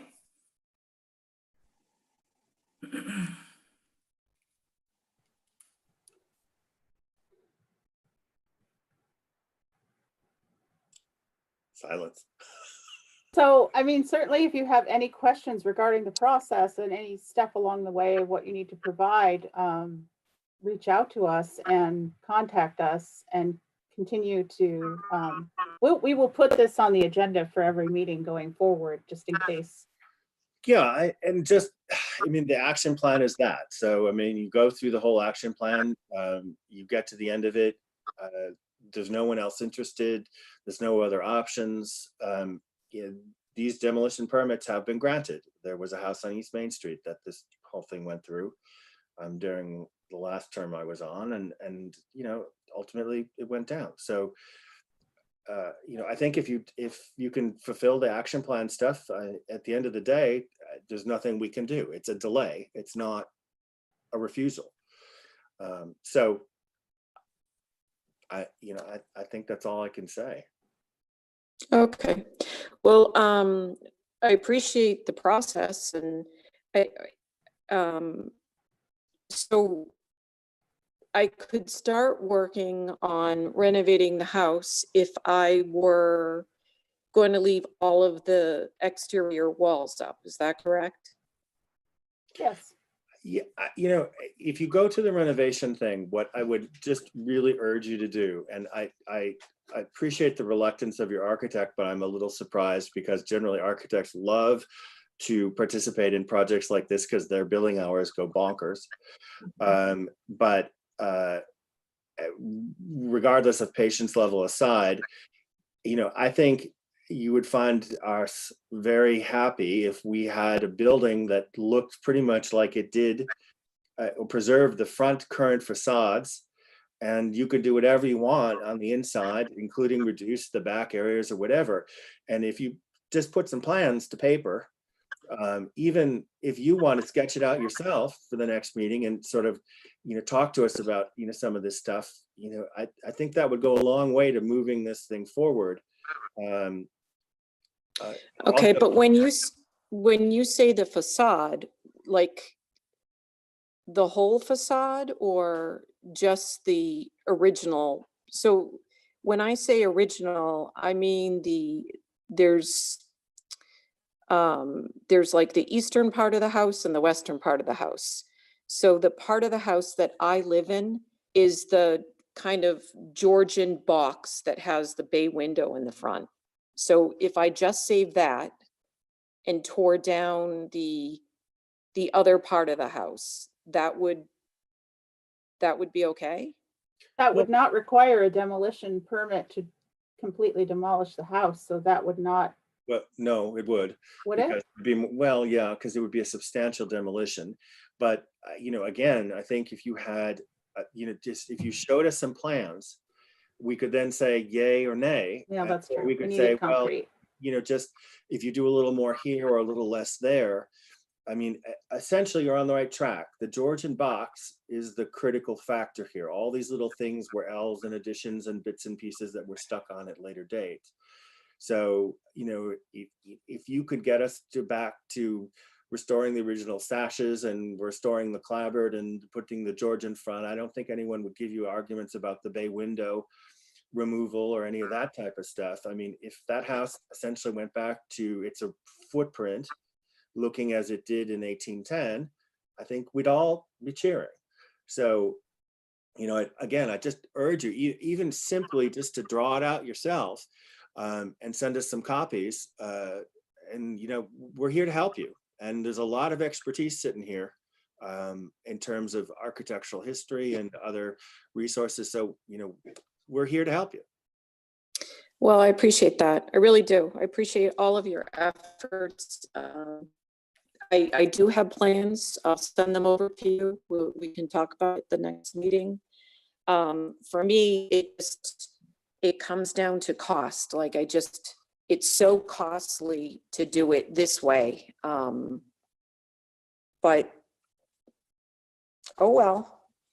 Well, you know, I just, you know, again, being in the building trades, I can tell you that renovation costs these days and new building costs are running pretty much consistently $250 a square foot. It can be slightly more difficult to do. I mean, difficulty level is perhaps more in restoration, but you know, there's so much stuff that was in these houses that is now so expensive. I just bought one single little box of 8 pieces of cedar clapboarding. And to give you some idea, it would probably require 10 or 12 of these just to cover a small front of one side of a house. And that was $130. So the building wood costs have just exploded during COVID, and there's so much value in some of these houses in terms of trying to replicate this stuff. You'd be surprised. You're going to be in for $250 a square foot, however you do this. So, well, just to clarify, Michael, I'm looking closer at $375 a square foot.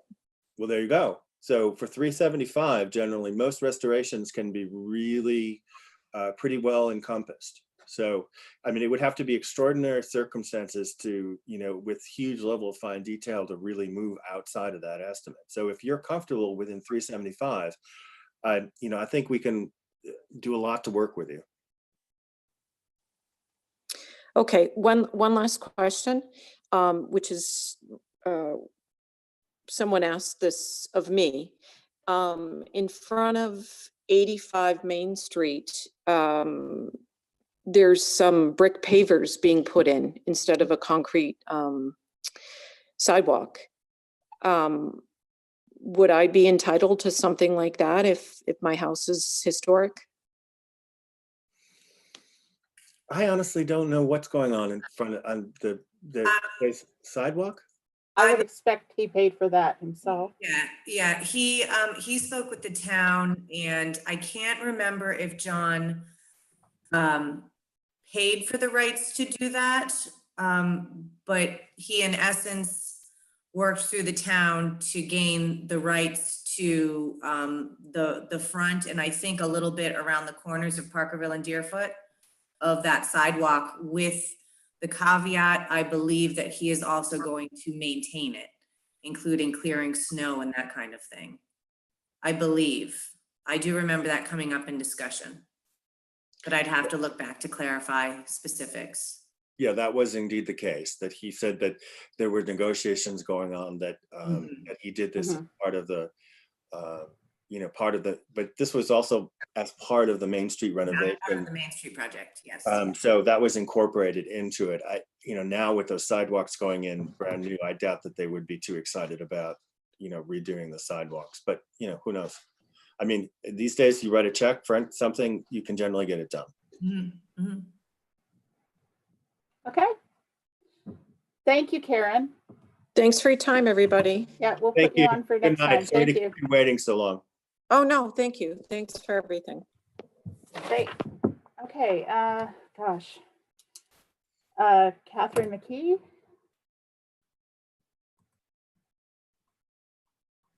You can unmute Catherine.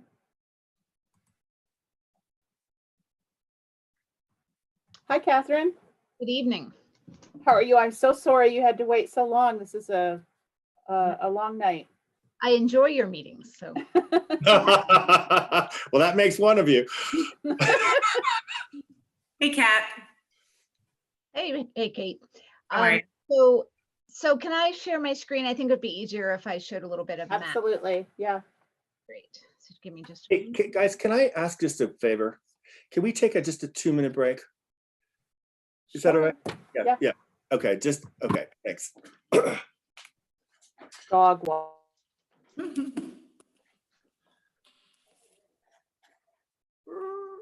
But I'm gonna run to the restroom.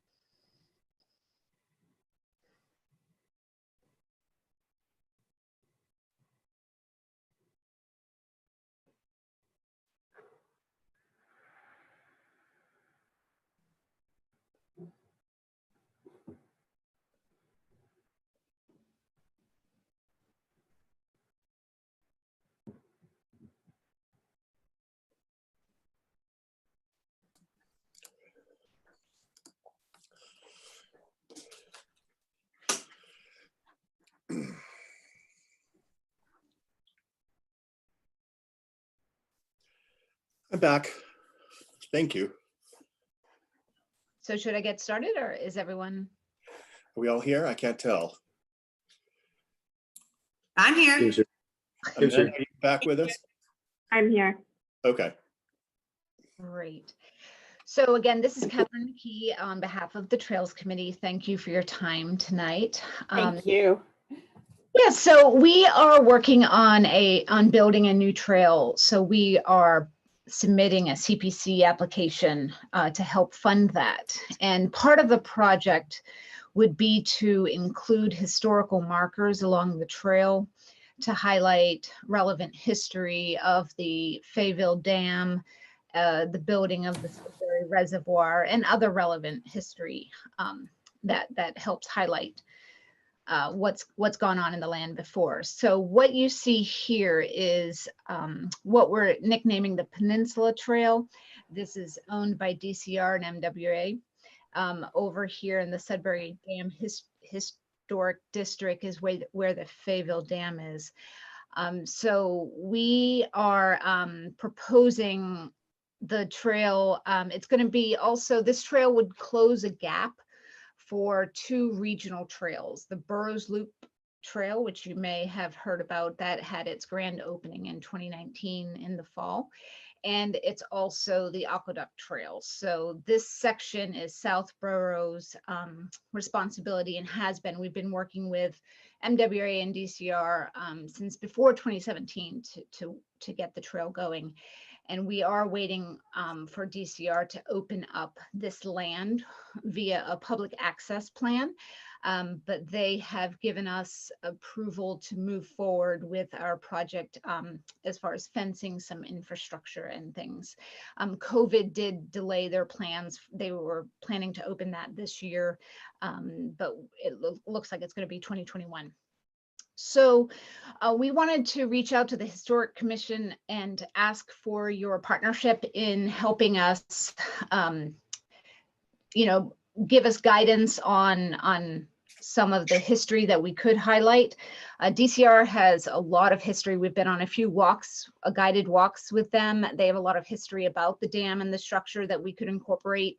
So we would be looking for the commission's guidance to fact check, make sure that we're representing the, accurate information, and also your guidance, because we are not historians, on recommendations on where locations and things that we could highlight. So that's what we're looking to do. This is the Route 30 causeway. Can you see my mouse moving? Yep. Yes. For this Yep. clear? Okay, so this is Central Street, and right now this is an existing access road where this trail will overlay. So this will be one point, this will be parking. And we thought it'd be nice to include some sort of marking here to start kind of the trail walk. A marking along the trail back in here. This is all wooded area, and it extends down into the Fayetteville Dam, which is located here. So again, some sort of marker here. And these are just preliminary locations, just a brainstorm. Then the trail technically goes to Route 30 for just a small distance. And we just opened up right as you cross over into Framingham. There's the bridge that was built in 1898, the Twin Arch Stone Bridge is located here. So that's what this marker indicates. It would be nice to kind of highlight that structure. This 0.7 miles goes, it's a connector we just opened up this September. And instead of having to walk along Route 30 in Pine Hill and Clemens to get up to this Bay Circuit Trail that travels along Sudbury Reservoir, you can now take this connector trail through the wooded area and along the Stony Brook Dam. So this is an area where we'd like to highlight some of the building of the dam and such. And then this, there's also the Fayetteville Dam Gatehouse that was built in 1894 that you can see from the trail. So this, again, something we could highlight. And then perhaps up here, this is where the DCR, another DCR access road exists, and it's also a trail that goes up to Parmenter in Marlborough. So what we're looking for is a letter of support if you're interested in helping us with the project. The only ask from tonight's meeting is a letter of support that we could include with our CPC application. That's really great. I think that's great. I am wholeheartedly in support. Great. I am too. I think it's a good idea. Yeah. So I think we will definitely take a vote on that and get that out to you. Does somebody want to make a motion? I motion that we support this trail project for the CPC application. I second that. Okay, we'll do the roll call. Michael Wysan, Yes. Kate Battles, Yes. Amanda Gleason. Yes. Yes. Jim Blaschke. Yes. Rebecca Deansrow is yes. So it's a unanimous support. Could I ask a question, just as maybe you mentioned this and I missed it. Is there a cost estimate for doing these markers that knows how large is that application going to be? Yes, it's a great question. So the historical markers will be part of a larger application. We have some fencing to do. There's some infrastructure within this area that needs to be fenced, a pump house and things like that. And we need to extend the fence along the reservoir here. So we're working with Arrow Fencing on that, and we should have a quote within a week. And as far as historical markers, it's going to really depend on what type of markers we use. So we're going to be getting a few quotes for different types of markers. And one of the things we'd look to, so any marker that's along the trail might be more of a kind of a rustic blending into the environment type of marker. But if it's maybe at a trailhead, we could do something a little bit nicer that might cost a little bit more. So that estimate is forthcoming depending on what we decide to do. And again, we'd look to the commission to kind of help us make some suggestions, because we hope that these markers will obviously be long-term, and we want them to, be a nice representation for Southborough and something that we can be proud of. So, we would look for some of that. And just to note also, this isn't the only section. So this is what we're focused on now, but it would be nice. And I know that there's been talk with the EDC and other organizations of kind of bringing some more historical markers into town and linking trails to downtown and things like that. So just so you know, longer term, we are hoping that we can work with other organizations to bring more markers throughout town. So we would probably approach you in a way that, looking for guidance and those things too. Wonderful. I'm sure Michael can provide a lot of information. Yeah, thank you. Great. So it sounded like, which was surprising, I thought our deadline was the end of the month, but the previous conversation, it seemed like there was a deadline of the 13th, which is... Yeah, I'll have to check. Yeah, that would be nice. That would be nice. So yeah, I think if it depends on, what your time frame is, but if we could get something, in the next week or so, I can double check with the website's not updated for the deadline. So I'm not really sure why different information. So I do want to double check with my contact at CPC to see if it is the end of the month. So I can let you know. So Catherine, just so you know that we've talked to the Southborough Community Fund, and we've also are talking to various other folks about sort of a 2-mile walking trail that starts essentially at Lamy Insurance and then loops up to 85 Main Street and then 84 Main and then back down again. So we're in the process at the Historical Society of thinking about preparing that material. We have it all. We just want to get the funding for it in order to do it. But so that is in the works. And of these spots that you have noted, I can already write you most of these markers because there's just really interesting stuff where the Southborough Auto Tech is. That was the original Main Street into town. So, that was all flooded and there was a huge mill there, of which we have pictures. We have pictures of a lot of the farmsteads that were out on that peninsula on the back. Obviously, you get to the Sudbury Dam District, there's 1,000 things there. So, and we have a huge amount of documentation of all of this area, thanks to the MDC when they were, doing their thing. So, I personally am happy to help you with that and help you, do this stuff. I just would urge you to, when you're looking at this stuff, I know we did a lot of work with one of the Boy Scouts Eagle projects a couple of years back that Alex Flynn. did some of the markers there.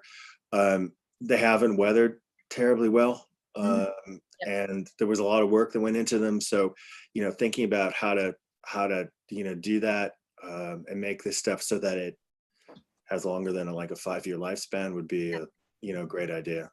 Thank you for that suggestion. I appreciate it. This is a question. You're going to these funds come out of the recreation tranche of CPC, right? Yes. So it's building a new trail, not maintaining, is my understanding, and that why it would qualify. Yes. Okay.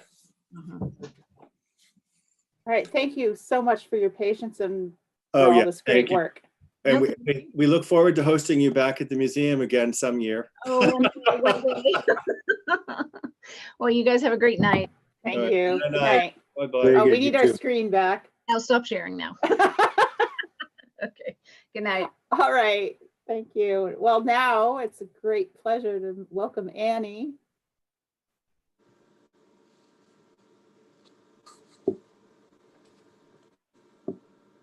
She might be reconsidering her decision now. Or not. Hi there. Can you hear me? We can hear you. We can't see you though, which seems to be the story of all night long. It does. That's a shame. Who's in charge of promoting these folks? I don't understand this whole promotion. Not me. Promoting everybody. So I'm not really sure what's going on with the connection on the other end, but everybody's been promoted to panelist. Oh, there she is. There she is. Hello. Oh, there she is. Hello. Hi. So how did it go tonight at the Board of Selectmen? Oh, it was great. So they all, supported my application, which was really exciting. Welcome aboard. Thank you. I'm so excited to get involved. And I have to say, your meeting tonight has been such a great introduction and learning experience for the type of work you guys do. And hopefully I'll be ready to jump right in. I bet you Well, will. these days, as I found out, you don't have to be sworn in. So now you are actually technically already part of the organization. Oh, really? Okay. And whatever Jim Haggerty was planning for me. I'm telling you, in case he still does it, Michael. Okay. He's on vacation right now. I know, it better be good. I don't want any bad surprises. No, He it's was good. some surprise when he thought he still had to swear me in, but No, it's a good one. It's a good one. But Annie, you'll have to dedicate an hour or so to the ethics questionnaire. There is Oh that. yeah, that's. Oh yeah. oh, But Yeah. forgot about that. It's Yeah, not you- still that horrible thing with the push button. Yes. Yeah. Yes. So And you hunted Annie, down. how long have you been in Get that Southborough? Sorry, I'm sorry, Kate. Oh, so I've lived here for just about 3 years. Okay. But my husband actually grew up in town. So he has he's been, associated with the town since like 1990. So he goes way back and we're happy to be back here together. Nice. Well, Yeah. it's great to have you. Thanks. And then they were 6. Yay! Now 2 All we people need can is get one sick. more, and we would have an historic compliment, because I don't think ever in all the years that I've been associated with this organization, which, as I've mentioned earlier, would be going on 18, have we ever had close to I think we briefly did when Mandy and Maria. were on board. Yeah. And then, And then Kate, I you joined. came- yes, then then and we then both they both left. bolted. Yeah. Are we going to have? Oh no. I know. So now's a good time to set the date for the next meeting, since we are all here. Well, hang on. Before we go there, I think I got the impression that they were kind of hoping for something, a little discussion about the town hall thing. Do we have anything more to say on that's that? Well, I was impressed, I have to say.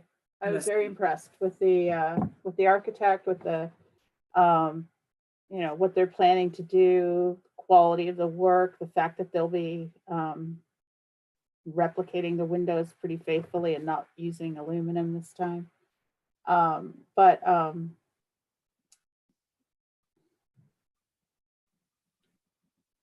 I don't know if there are, does anyone have an outstanding question or concern about it? I'd like to hear everyone else's thoughts. No, I was impressed. I believe she spoke at the last town meeting that we Yes, had. yes, with the library. I remember Oh, it was the now. library. Yeah. You're right. Yeah. I was impressed. I at first was nervous about what would be proposed, but I thought it sounded good. I thought the windows looked really nice. I think it was well done, well thought out, and I think it would, hopefully it would really just highlight that beautiful building. And I was going to say too about that front door, because I do spend a lot of time in that room. It actually, with the glass, it's just the views and the vistas of what will hopefully be our, historic district. It's quite lovely right there. It had to have it closed up with, even though that's accurate, would be. I'm inclined to agree. I just think the wood on it is nasty and terrible. attractive. Agreed. Well, it was 1990, Yes. And the original architects never envisioned anyone spending any time there. It was a vestibule. It was a coat area. Right. So, I think that's a great change. I'm less excited about the thing they built on the back of it, but that was necessary for access. I was impressed with Lynn when she gave that presentation at the library, Yeah. There's obviously been a lot of work going into this. When they proposed this the last time around, when Kate was around, it was just like, oh, hey, we had these windows and they've done them in other places and, blah, blah, blah. This seems really thought out as a largely well-considered renovation project, restoration project. Whether the townsfolk are going to, go for this. I mean, frankly, the CPC budget, they don't have this money. I mean, they exhausted this long ago for the money for 84 Main Street, which they took out a bond issue for. So, this is all sort of imaginary dollars. And suddenly, when we did this first thing for 84 Main, we were the first project that actually had come for them ever for historical funds. And I remember Freddie was, begging the historical commission to come up with historical projects. Well, now everyone wants to tap this fund. Yeah. The library's tapping it to the tune of $1 million. I think that's a bond issue. So I don't know, but from an historical, if you ask my opinion about the historical validity of this, I would say yes. I'd be happy to give them that letter this evening, frankly. I mean, I like the idea before with the windows they were talking about, they wouldn't have lasted more than 20 or 30 years. And, it seemed crazy to take out these windows that had been there for 150 years that could have been restored. But these windows that she's proposing, I think will look incredible, probably be hard to distinguish from what was there originally. Impossible to distinguish, frankly. And they need to be able to. And they need to be functional. They do.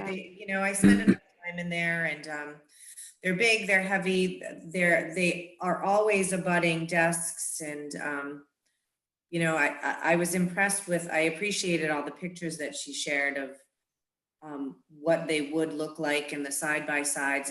I think it could be really a beautiful project. Am I correct in understanding that they wouldn't require a storm, right? Yeah. That's right, because they'd be double pane therm, Right. they would be replicated, and they were good looking windows. They are nice.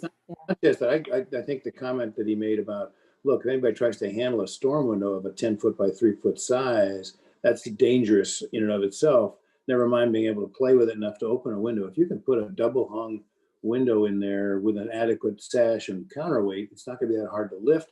It'll work smoothly as opposed to trying to get an old window to move around. So functionally be able to get light, air in there, and the look of those, I think it would just be a joy to see it done that way as opposed to trying to, fix an old, old item. I would want them though to try to save the glass. Especially in some of these large panes of glass, as crazy as it sounds, there are all sorts of artisans and people, and also, I think you could probably sell it, frankly.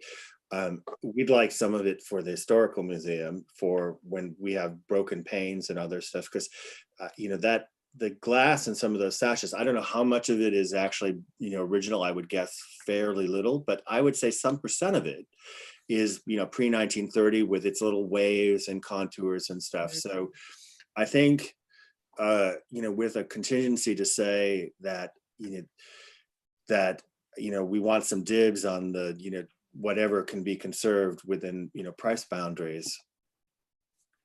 I just, once she was involved, Lynn's firm, because they are working with St. Mark's. As a matter of fact, I texted Jim. I said, we need to get this woman on board for the museum for the paint and the windows, because, we have the same problem. We have these huge, immense windows that are unable to be opened, unable to be closed. They all have 2-inch gaps where we're open to the sky on top of them. There's no storm windows at all, because they all cracked off and broke when they tried to clean the windows. So,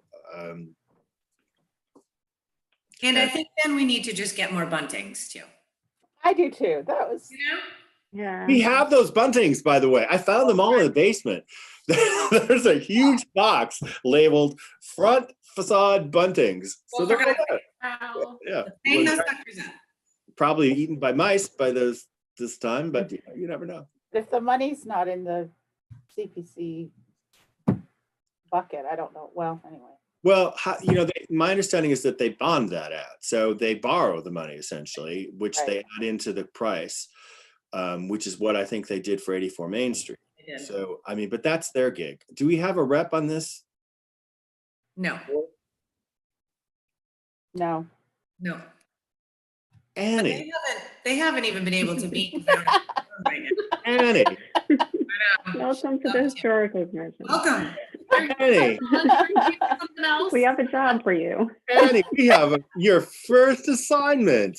Okay. We need you to go and be our rep on the CPC. How would you like that job? Sure. Bring it on. Yes. I don't know what that entails, but I'll figure it out. Make a motion, quick, somebody. I make a motion that we appoint Annie to the CPC as our representative. I second it. Yeah. In seconds. I do. I second. All right, let's I call fired it. Annie. I'm sorry. Sorry. Oh no. It's all good. If we're done with that, I just wanted to add one more Wait. thing. We have to have a vote. Oh, sorry. Vote. Okay, Michael Wyson, Yes. Kate Battles, Yes. Jim Blacksheep, Yes. Amanda. Amanda. Yes. All right, it's Rebecca Deansborough, yes, unanimous. Can Annie vote for herself? No, not yet. I don't think. But so what it involves is that, the CPC Community Preservation Fund is a committee in and of itself, and that all these things that they were talking about letter of recommendation, that is where they're reviewed and voted upon. We were supposed to, and had long since nominated, we are supposed to have a representative from the Historical Commission sitting on that board. So Rebecca will nominate you for that, and then that will mean you'll have like one more meeting a month or whatever to attend. But that's our way to know what's going on in the world, with the CPC stuff, and we have a lot of stuff in front of them as well. So it's a great thing, and Awesome. we're really thrilled. Now we tell you what it is after we vote. I noticed that. You like how we do that? Yeah. Actually, what it is that we're sending you to the Lion's Den. I'm so excited to get involved. This sounds awesome. So it's all good. Yeah, no, it's great. It's great. And then, not only that, you get a really interesting view of sort of all these different projects, recreation. It is true. It is kind of interesting to see everything that comes before them. And our dear Kate Madison, who, our dear lovely friend, now left us, was our longtime rep there, and so she kept things in hand, and it's been a problem that we haven't had anyone there for a while. So yes. Happy to help. All right. I have one more thing. Yes, ma'am. So I just wanted to say that I'm not really sure what today is. Oh, okay. I think it was Friday, I did send our little blurb and picture of our historic house sign program. Oh, excellent.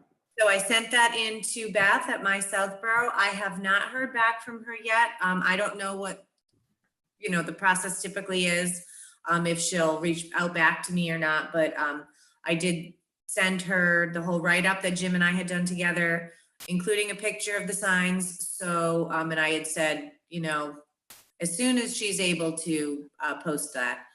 So take a look out for that on my Southborough. Cool. Great. So just, Rebecca, do we want to try to vote for this thing for the town hall? Or do you want to think about this more? Well, I know you're emotionally emotionally compromised, to quote Spock. And Annie, the reason is, and Amanda, that our dear friend Kate, again, was very diametrically opposed to replacing these windows. So she had led the campaign for many years. This has been up many times. However, I do think that the technology and the time and the thing has changed sufficiently, to not to mention the COVID considerations, but I think if she were here with us, she might give or grudging consent. Now, what are they looking for from us? Just a letter in support? A letter of Well, support for the I think, application. you know, again, if they're going to tap this historical tranche of money, which is, I think, where they're going to try to go, without our letter of support, I don't think they're going anywhere, because it's required by the state. I actually think it's a lovely, well-done project and proposal, and just could really highlight the town hall even more, you know, with just beautifully historically preserved. I mean, this isn't an option that we were presented with last time, so. I mean, we can, why don't we give them a tentative letter of support saying that, you know, that with the information that have been presented to us, we are in favor and we look forward to seeing the final details of the proposal. That sounds great. I like that. I like Yeah. that. Do we need to vote on that? Yes. Okay, then I nominate that we vote, or propose that we vote We for, need to make the motion. I Michael? make a since- motion that we vote in support of the town hall project. I Letter second. recommendation. Oops, Kate beat me to it. I beat you. All right. Ejected it. Roll call. Kate Battles, Yes. Jim Blacksby. Yes. Yes. Amanda Yes. Gleason, and Michael Wyson, Yes. and Rebecca Deansrow. Yes. A reluctant yes. Oh. Well, but, okay, so, but just to make sure that what we're saying is that we're giving them their tentative approval pending the final review of the process so that we can still say, you know, something has gone wrong here, but I just, you know, because there were some little things about, you know, what materials, what the finish, blah, blah, blah, Mhm. blah, blah, blah, blah, blah. So, you know, let So- them, you know, because I think what they're, because without really our saying, okay, they really can't go to the CPC and get this started. But I think we still have time to say no. Well, we'll have to say pending something, support pending. Final review of the Final proposal. review of, you know, final review of plans. Yeah. Right. All right. And if Kate Madison comes down and haunts us all tonight, you know what happened. I'm sending her to your house, Michael. Yep. I love you, Kate. Love you. So pending final review. So we have 2 draft letters of support for CPC projects. And Amanda, I know you have the minutes to do. Are you able to do the letters as well? Yeah, I think so. Okay, well, reach out if it looks like you can't, and we Okay. can- Well, they're pretty simple, right? I mean, it's just Yeah. like, yeah, I mean, Yeah. Amanda, if you need some help, just let me know because I have some time. So, and I can certainly generate the text of those letters and someone put them on letterhead or do whatever. Yeah. Thank you. We have some that we did before too. We've given some letters of support, so I can use one that I've written before, probably for the basic. I mean, ultimately, when it comes time, there'll be all these long formulaic things about, yes, we voted historically significant. Yes, we Oh, voted. yes, and I have all that. So. Yeah. And I will reach out to Alda regarding 45 Highland and find out what the next steps should be, and I will nominate Annie for CPC. So We gotta buy this girl a drink. I know, someday. What did I get myself into? You never know just how much we love you. We all take turns doing this eventually, I think. So you see, we're a fun group, you know. It's not terrible. And Michael, I don't, research for those signs, but you've got it all in your head, so I don't think you have to. I mean, we have so much stuff on that. Yeah. So we'll set a date for the next meeting, and then. Yeah, can we do it at 6 o'clock so we're not like at 10 o'clock at night? Yeah, again? absolutely. I will do that. Is that everyone's preference? Yes, That please. works. Or even earlier. I'd go as earlier as you guys were willing to go. 6 is probably my early start. Okay. I would ordinarily, if I didn't have an 8-year-old around, I'd say, but 6 is fine. Okay. What date, my dears? About a month from now? A month from now is the October 20th. That I absolutely can't do. I have a big event on the 21st. Ooh, How about the 27th? looks good to me. That's open. You can do it. You're fine. Okie dokie. 6 p.m. 6 p.m. Okay. So it is written. So say we all. All right. I guess that's wow. That was a No Babylon 5 folks here. So say we all. Oh my God. Yeah, sorry. It's sorry, too big. sci-fi. Too late. Too late. All right, I do move to adjourn. Second. In favor. No rush, but Yeah. It's great to be back. Adjourned at 9:41. 9:41. My God. I feel like I'm at a planning board meeting, guys. Sorry, they're not usually this long, Annie. I know. I have That's enough. good to know. That's good to know. No, we are not. Yes. Well, hopefully that whole business on Highland will resolve. I have a feeling it's going to be not easy. Yeah. But we'll see. We'll see. all right, everybody. Good to see you. Great. Yeah, Guys, you all. welcome back again, Bye. Michael. Welcome, Annie. Have a good night, Thank you. everyone. Oh, yes, we're so Everyone. excited. Safe travels, everybody. Night.